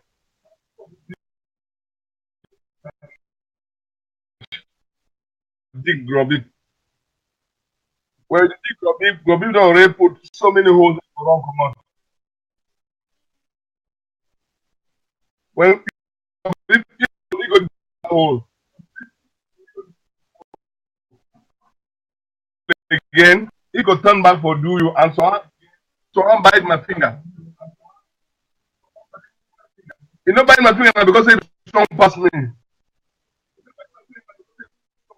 Bite my finger because if you want safeguard die at home, we don't can with the young begin the inside. So they don't begin kill our people for a very long time. Imagine say for the 22nd of September and the 1st of October, we lost not less than 100 schools. No French Cameroonian no talk against the government. No media. No. The president send one condolence for the beginning where they kill him. Where they carry peace plans. They march for the various palaces. Instead to you and so they kill 58 people. And that man kill 58 people being a terrorist like this is for there. Okay. Imagine all this one. They say we be one and indivisible. Then they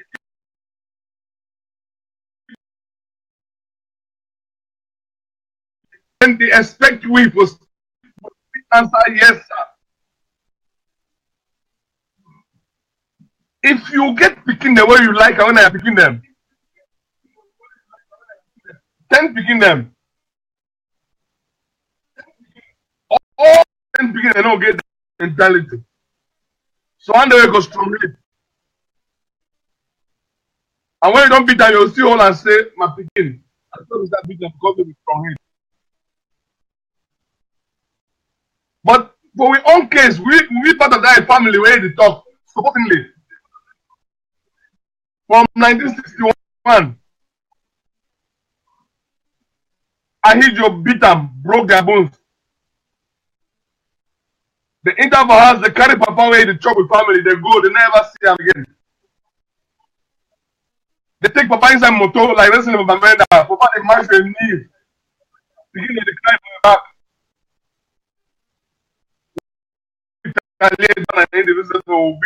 People. But wait for that picking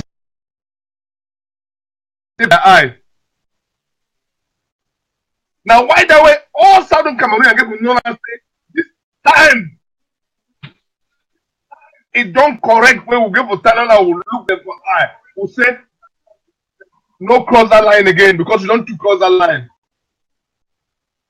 So we not feel control for the very our loved ones them.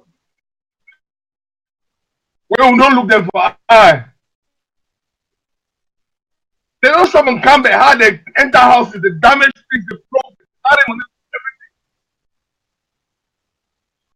How long will live and make the country do that?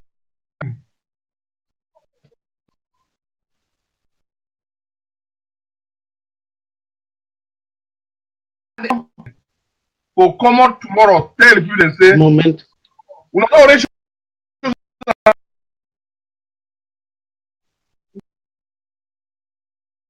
and then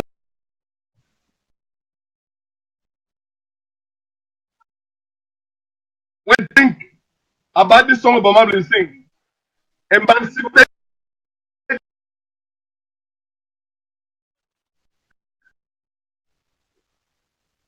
So, think it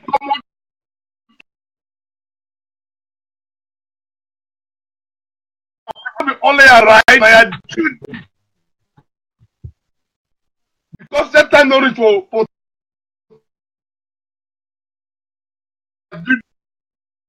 it all we now stand up like one for protect ourselves. For really protect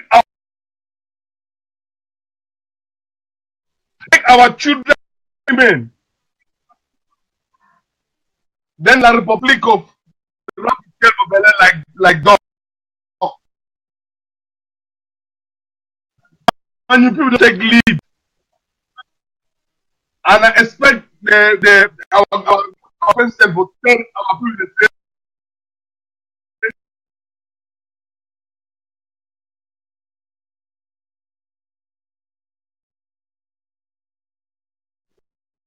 Enter parliament the second time. You see when we enter parliament the second time,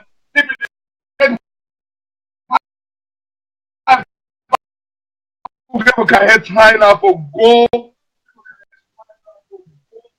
defend our homeland. Thank you, Uncle P. Thank you again.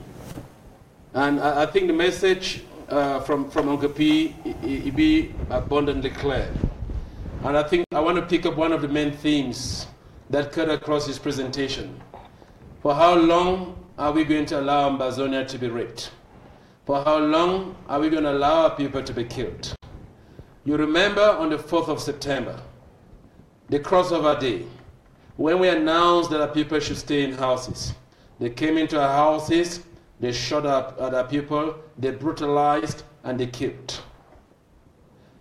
22nd, they did the same thing. First, they did the same thing. Interestingly, the man who calls himself the father of the nation in bracket did not utter a word. Even on the first, when more than 129 of our people were brutally massacred by his terrorist forces, he did not offer or send messages of condolences to weeping mothers, families, and family members. But when his own soldiers killed and shot 4 of his own terrorist security forces, that government and their president shamelessly sent messages of condolences.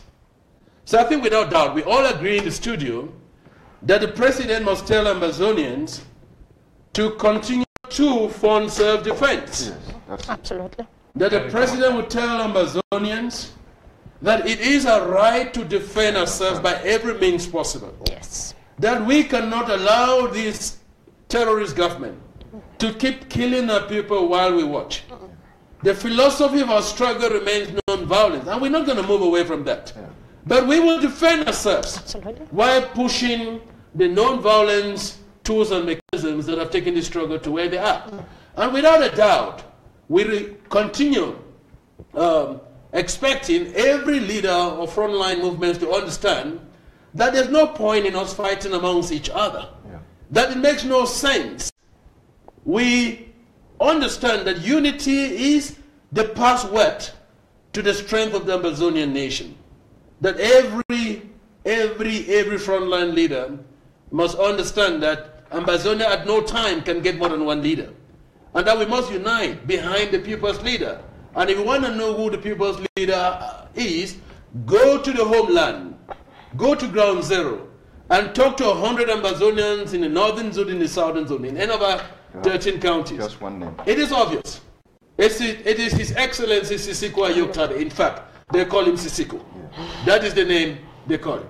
Now, we expect a leader tomorrow to again stretch a hand of fellowship, especially to movements that were not able to participate at the fourth conclave, to know that this is a building block, that on our way to Boya we cannot fight against each other because we've got one common enemy. But when we get to Boya, a parliament will legalize political parties to be formed, and we can then fight, but fight in terms of ideologies. So I think that message is very, very important. We know that the war on Manu is costing Yaoundé so much. Yeah. The bravery and resilience and resistance of Ambazonians is unimaginable. Absolutely. And I think the message is very clear, that this is one war that Yaoundé cannot win. They can never. It's a senseless war. It's a war that should never have been started. So the only message is, they must take back their brutal military. In the last 2 days, we hear they're now moving gunships into Manu. The message from Mr. Paul and his government is that we are too indivisible. Yeah. Because no government sends a military to fight a war against its own people. And this has led to a very terrible refugee situation. I would like us to talk for just 2 minutes on the refugee situation. Ambassador JC, you're one of those who's leading initiatives to collect money, donations, gifts, medication, and whatsoever, and send to our refugees in Nigeria. And I understand that just a few days ago, you were packaging tons and tons of gifts from well-wishers, Ambazonians and non-Ambazonians. Yes. A lot of Ambazonians, especially those in the homeland, have always been hungry to know what is happening when it comes to our fellow citizens that have been forced and have not been made homeless by this terrorist regime. Yes. Please tell us about the initiatives, refugee initiatives in particular, and send a message out there to those who have not donated as yet. Thanks, Mr. Undersecretary. The Health and Social Services has been engaging Ambazonians worldwide to help cater for our refugees that are in Nigeria.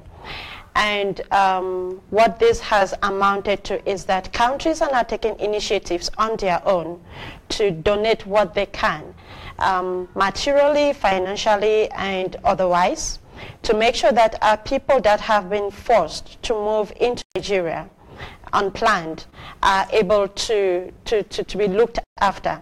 We also know that when our president announced the government, there was a department or a secretariat for health and social services that is headed by Secretary Kalesh Bongo.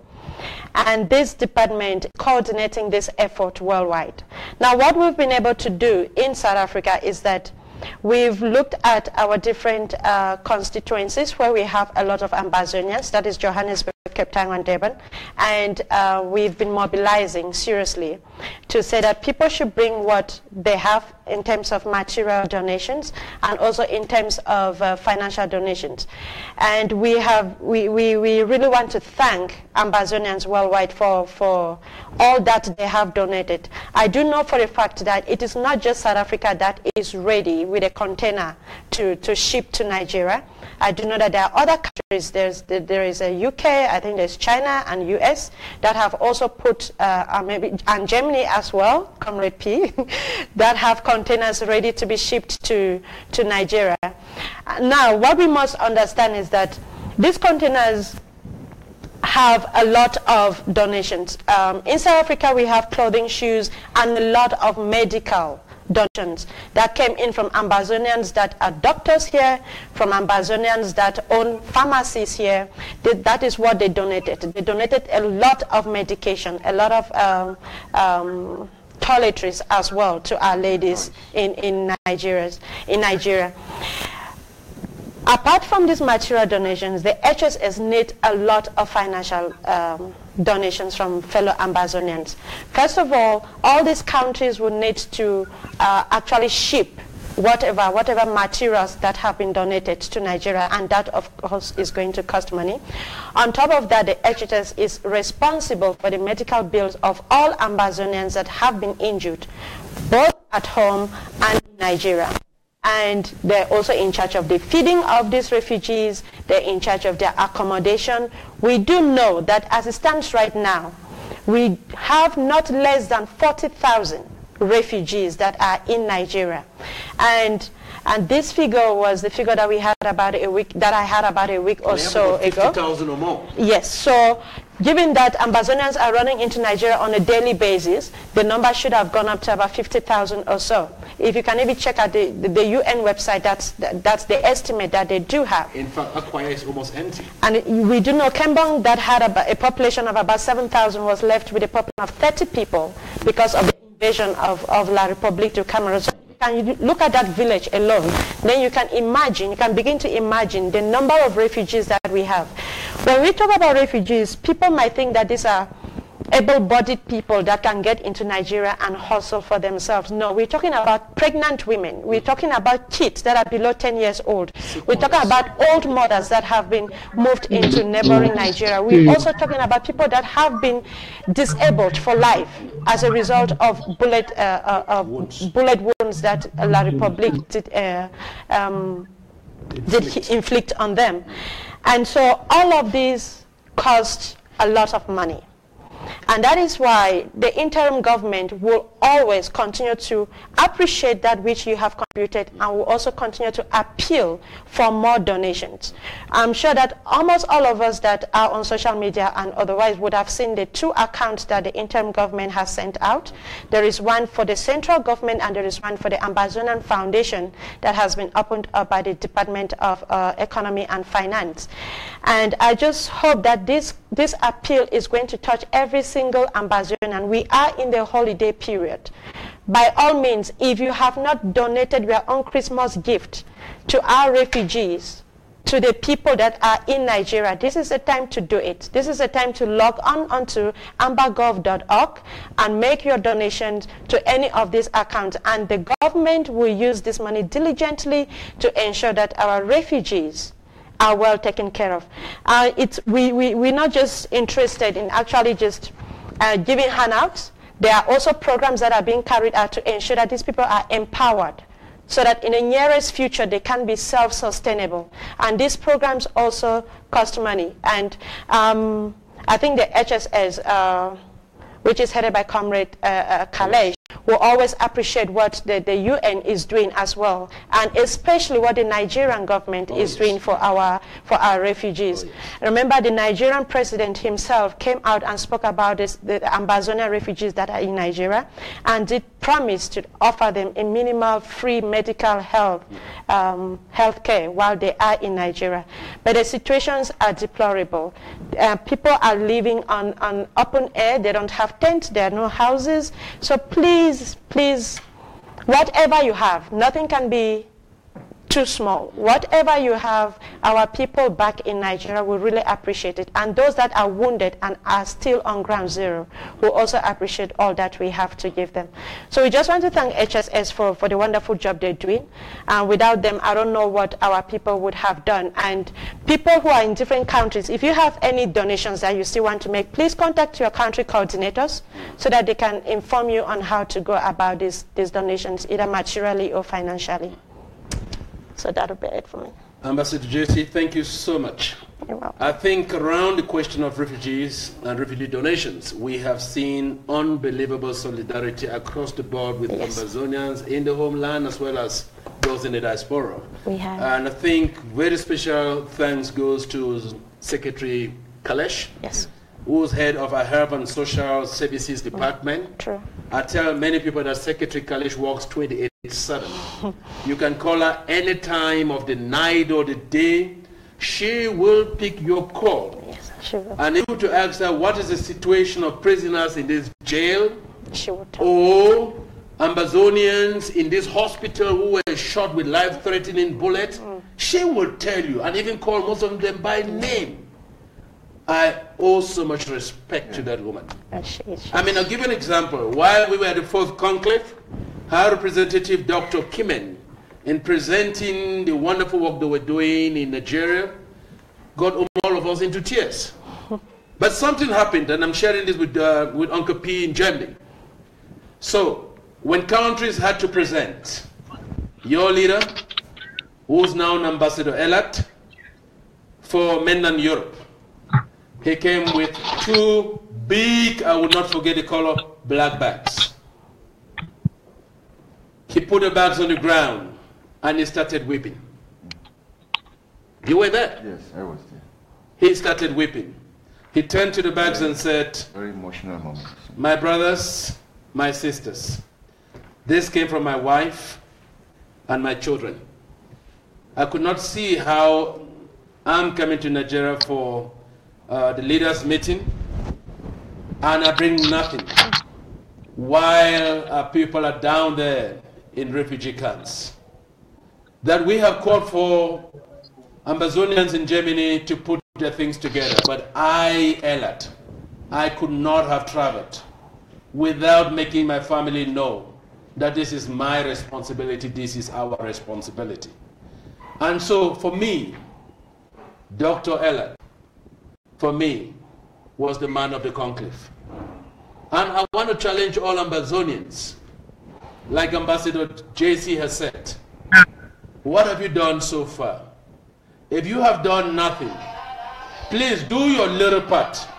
Little pebbles will build a mountain. So much has been done. And I would not want us to belabor that point. I want to thank Amazonians so much. All of you who have donated something, especially for our refugees. And most especially those who have not forgotten them. During Christmas, Mancho BBC remains in jail. Mancho BBC is sick. Mancho BBC was taken on a wheelchair to the hospital the other day. And many of you do not know that. When I heard that, I was so angry. Very, very angry. Very, very, very angry. Some of our compatriots are being operated upon in jail. Now the question is, why we fight day and night to make sure that the illegal detention comes to an end? What have you done to ensure that you put a smile on their faces during Christmas, during New Year that is coming, as well as to Amazonians who are incapacitated and find themselves in hospital bed or in homes, especially after Kalesh and her team have worked with different doctors on the ground and in Nigeria to heal them of gunshot wounds, live gunshot wounds, and so on. So let's not belabor this point. There is a call that we specifically donate for refugees. I want to turn attention to resource mobilization. Ambazonians are blessed. Oh, yes, we are. We are very blessed. We are. We know that La Republic has deliberately killed all our billionaires. Where are the kilos? Where are the Nangas? Yeah. But the truth is that around the globe, we've been forced out as intellectual refugees. And in every single corner where we are, we've got something we can contribute. We can contribute our competency, our experience, our money. And again, I know this is a topic that Comrade Ayok Patrick is very passionate about. Calling upon Ambazonians to rise up now and make sure that whether it is refugee support, supporting the interim government, supporting, a different initiative to ensure that Ambazonia is protected, we should be donating. Comrade Patrick, talk to the Ambazonian people. Yeah, I think this is a very common issue. I say it is common because it is our collective responsibility. A collective responsibility to make sure that we actually support this God's ordained struggle. And how do we support it? The human resource or the resource factor in general. And when we talk of a resource, there are so many different kinds of resource. Do you bring in your talent? If you know how to disseminate information, if you have the best typing skills, if you're good in logistics, why not contribute? If you're actually good, if you're a businessman, there is what is called corporate social responsibility in business. Business helping people that do not have. Business helping vulnerable communities. Business helping individuals that cannot succeed. They need something. So we are calling on Ambazonians, not only Ambazonians, but they should stretch to their networks. Stretch to your business partner. Influence them. Inspire them to donate to the Ambazonian cause. Let them put in money. it is not only about removing money from your own pocket directly. If you don't have $1,000, you can influence 10 people to contribute $100 each, and you will give $1,000. Oh, yeah. So there's a lot of way to go through it, and as Amazonians, we have the challenge to make sure that we conclude. We are talking about self-defense. Manu is so rich with the forest. You know, with some money, we can actually buy wood. We can actually use wood to make our bow and arrows and protect ourselves. We need that money to defend ourselves with bow and arrows. It's self-defense. We need that money for logistics. We need that money to take care of our wounded people. We need that money for livelihood security. As it happens, like it's happening in Nigeria, there are some refugees that need some sort of livelihood. Able-bodied refugees, strong men that will not depend for the rest of their life on food parcels. So what do? They need to be given some amount of money to start doing something, to start a trade. There are some people who ran and left their careers. We have to rejuvenate those careers. And most importantly, we have to be each and everyone caretaker. Oh, yeah. There should be that relational care.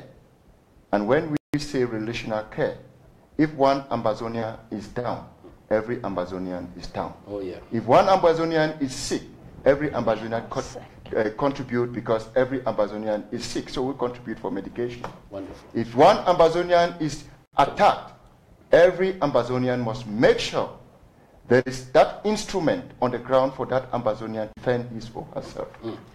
So we are saying our resource mobilization teams are doing a great job. In South Africa, we are forming resource mobilization cells. How are you doing that? And in resource mobilization cells, we look for passionate Ambazonians in different parts of South Africa. These Ambazonians will be like the commander for cells. We go there, we give them everything that we need, and move from door to door within their neighborhoods and raise revenue, or even collect items for Southern Cameroonians, for Ambazonians back home. And you talked about a receipt so that there's accountability. Yeah, Can you talk and we have a receipt booklet. Every Ambazonian needs to, who pays a dime, goes home with a receipt. And that everything is recorded, and that acknowledgement is followed up with an SMS in his cell phone, a thank you SMS. Wonderful. That's what we are doing, and we are encouraging Ambazonians in the diaspora, whether in Germany, in America, to form resource mobilization cells. Wait a minute, I think that's interesting. Because that's a concept that we have not discussed in cabinet. Yes. So you are saying in South Africa, your leadership has come up with a concept called resource mobilization cells. Absolutely. You've broken down the country into different cells. Yes. And each cell has a dedicated leader. Yes. Who has a team that goes around with a book and a receipt booklet. Yeah. When they collect money and bring it into the secretariat, the donor receives an SMS to say thank you for donating X amount of money. Yes. Wow, that's amazing. So the reason is not only about money. Money is an important factor, but there are some subsidiary factors that we have to highlight on. You know, there is a gap between the leadership and the grassroots level. We need to always stay in contact with our people. We need to educate them. We need to update them on what we are doing. Absolutely. And resource mobilization cells play this good role. They reach the people at the grassroots level. They get in contact. So there is that direct link between the leadership and the grassroots people. And Ambazonians. So by so doing, they get the message, they contribute, they claim ownership Of the struggle. of the struggle. That's exactly what we as South African leadership are trying to do. Well, thank you so much. And I think to all Ambazonian leaders listening to us, especially the panel in studio today, I want us to remember resource mobilization cells. Yes. And your leaders part of the Country Coordinators Forum. So if anybody needs to get clarity on how this thing can be set up, he will be right there to assist. Yeah, Let's cross over to Germany. Uncle P, we are talking about resource mobilization. What are you guys doing in Germany? What's unique that you can share with the Ambazonian community? Of course, we know that without money, we cannot win this struggle. We need money for self-defense. We need money for diplomacy. We need money for law. And now that we have a government, very soon we'll start needing money for administration. Absolutely. That's a fact. We cannot run away from that. We need a treasury. We need to have reserves. A treasury must have reserves so that we're able to implement the plan of government. Uncle P, resource mobilization. A Minister of Economic and Finance called on all Ambazonians to donate a minimum of $300 once off. He equally said that if you're able to donate $50,000, $100,000, just remember that when we get to Boya, Ambazonia will never forget you. I don't need to break that down, do I? No. Uncle P, resource mobilization. Yes, we have really been trying. I am of the Lower Saxony. We are still fighting on the field of our local community. But something happened remarkably with our ambassador, Dr. Elad. Really, the way he's worked the various communities in and within Germany has been impressive. For instance, while we were struggling to get our container ready, all of a sudden a lady called me, who is not living far away from me, and told me, Dr. Ella gave me a number. I said, I've been driving around trying to get in contact with my people around me, but he, far away in Berlin, far up in Berlin, had to link me up with somebody beside me. And that shows how hard he has been working. Okay, with resource mobilization, we had the last fundraising meeting in SN, and really, with the number of us there, what came out more in my imagination, that a few determined Cameroonians can in one raise such an amount of money. So I believe with due time, what shall be part of Germany shall be very, very, very good. Personally, I would like to speak running to out of everybody. studio time. I want to tell you we're very proud of Jenny, and we know that Jenny is doing a wonderful job.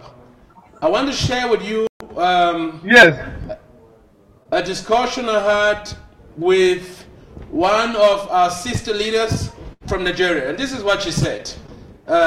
Comrade Patrick, you've repeated the same thing, and I remember in one of our Meet the People tours with Comrade Milan, he equally said the same thing. He said, Ambazonians, some of you do not have money, but you've got experience. Yes, that's it. You've got expertise.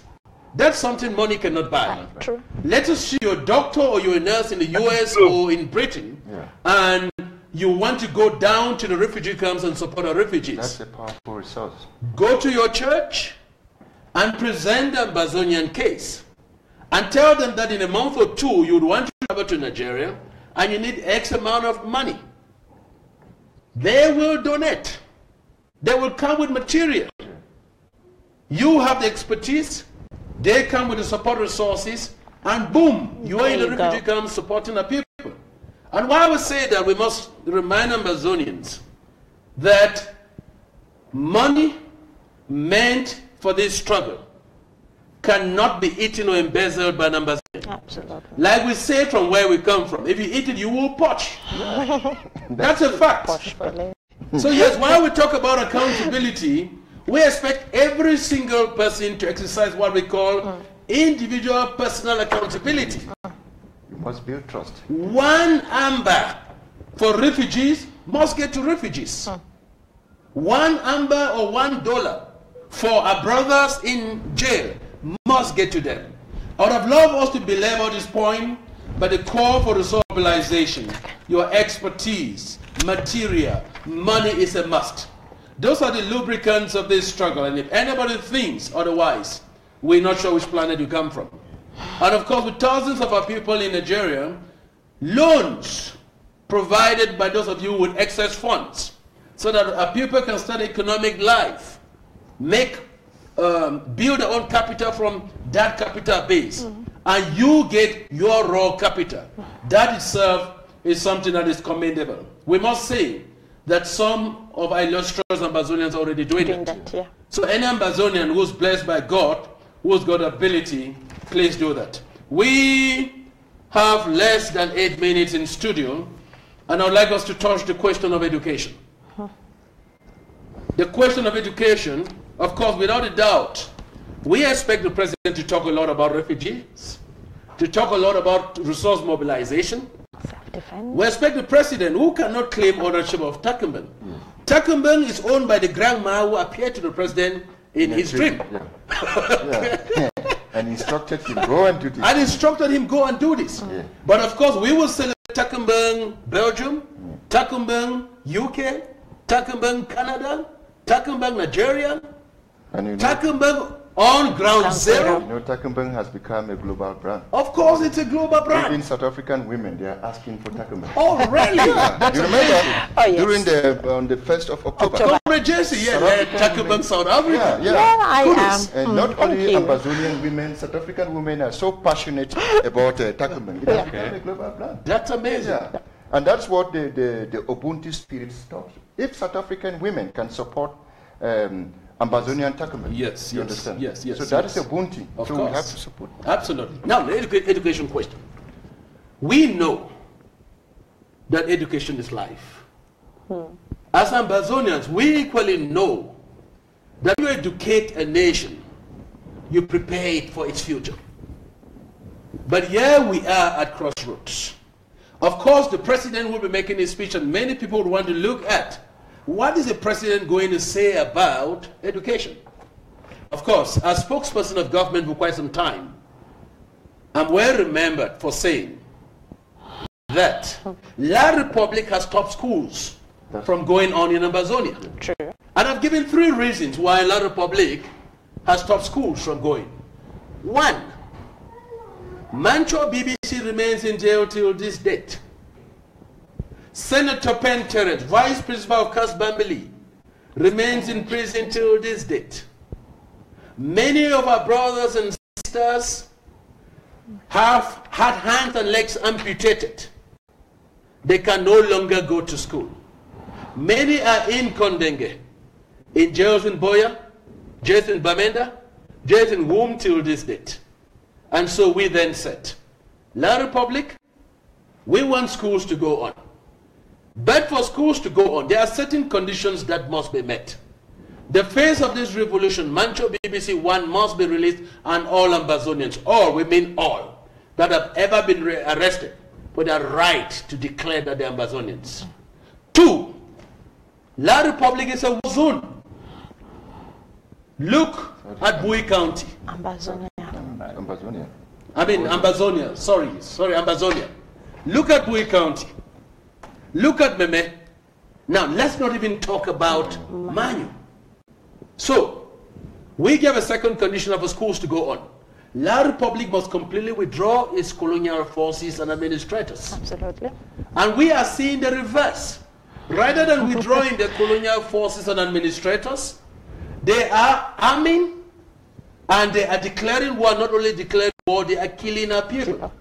The third condition, which is a civilized condition, was La Republic hit to the call that has been made by the United Nations, the African Union, by ECOWAS, by Britain, by the United States of America, by the Commonwealth. What call is that? Frank dialogue. Frank and genuine dialogue that tackles the root causes of our plight, of our struggle, of our fight. And a third party being in this meeting, which must be held out of Cameroon in a neutral territory so that there is no lot. We must sit on a round table, 2 countries equal in status, like it was the case from 1961, La Republic and Ambazonia. Fellow panelists, my question to you tonight is, La Republic has not met any of these conditions.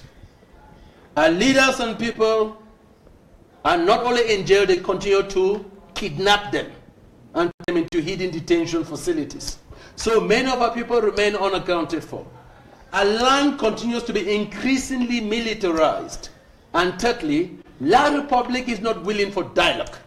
They come with war when we say dialogue. So my question to you is, what will the president be saying on education? Will the president be saying, let's go to school?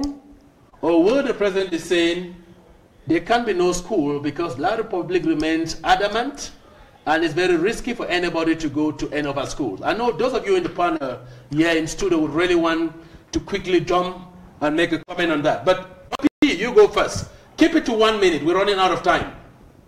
Schools or no schools? Can a child in Bamenda be going to school and a child in Mafi with their life? How can a child in Boya can be going to school when a child in Bui is running for his dear life? So, you can answer the question. Thank you. I don't think it's nobody talk to open our schools now. I think that's very Because clear. our children are not slaves. Time, but we're going out of studio time. Yeah. If a child in Bamenda wants to go to school, what about a child in Manu? Ambassador Jesse, 30 seconds. Absolutely. I don't think we should call for school or we should encourage school resumption because La Republique itself has refused to ensure that schools resume. We've given them conditions to ensure that our students, our teachers feel safe to go to school. Our parents feel safe to know their kids are safe, but they're not interested. So it is their responsibility to ensure that people feel safe to go to school. Otherwise, why would you want to send your daughter to school who will be raped by the very military guy who's been placed in that school to protect her? And of course, a lot of schools have been burned by a lot of public Absolutely. So it makes no sense for us to encourage people to go risk their lives. Thank you so much. Comrade Patrick. I think 1 minute. the Republic has deprived our people of their basic needs, which is education, a basic right. So we are not the people stopping school. We are the people that have made our environment unconducive for any meaningful education. So as it stands, they have declared war on our people, and under United Nations UNESCO Convention, there is no means that people can go to school without the environment being user-friendly. So we are not the people stopping our people from going to school. La Republique has militarized our zone and has made it unfriendly for any meaningful education. Thank you, sir. And a lot of Amazonians say from classified intelligence that the invasion of Manu is, heightened as we speak. We will soon see the invasion of so many other counties. Yeah, that's true. That's so what school are you talking of? What school are you talking of when there's war? When you have soldiers in every classroom, on every campus? Comrade Francis, schools or no schools? Who's stopping schools? La Republique du Cameroon or the Amazonian people? Has taught schools not to go. How can you go to school when you're at war? The very soldiers are in our territory, burning schools, raping children, and how can you think of sending your child to school? There's no way. So when we said we want schools to begin on the 8th of January, we meant it. Absolutely. We did. Like gentlemen, we were saying, La Republique, we can fix this. We want to be good neighbors, So do 3 simple things. 1, release all our people. Withdraw. 2, take all your brutal gendarmes and military off our streets. 3, Britain is conflicted. The United Nations is conflicted. Get these as parties and other friendly countries and let's sit on neutral territory and get to the root causes of this problem. We will want our children to go to school then because we know they are safe. Because we know children learn in safe environments. Children do not learn in insecure environments. Children do not learn with guns on their head. Which parent would want to pay school fees now when you almost know that within a week or 2, La Republique will be invading your campuses? So, we of course expect the president, like you've all said, to say no schools because La Republique doesn't want schools to go on. Absolutely. And if La Republique wants schools to go on, do the honorable thing by respecting the conditions. fellow panelists, I would have loved to continue. We still have quite a stock here. Oh, yeah. But thank you so much, Comrade Ayok Patrick. Thank you. Thank you so much, Ambassador J.C. Engo. You're welcome. Thank you so much, Comrade Pa Francis. Thank you. Thank you so much, Comrade Paul, Uncle P. And of course, thank you so much, Dr. Metuge. We definitely missed listening to your own perspectives concerning the subjects we have raised tonight. But this is one of many, many more show talks that will be coming up. We ask Ambazonians to tune in tomorrow at 7 p.m. Amber time. We will be having Dr. Common Sense, Dr. Sako moderating the talk, and the other panelists will be Professor Anyangwe, Professor Cosmos Ambe, and there are other surprises. I would like to keep your appetite whetted. Thank you so much and good night. Thank you.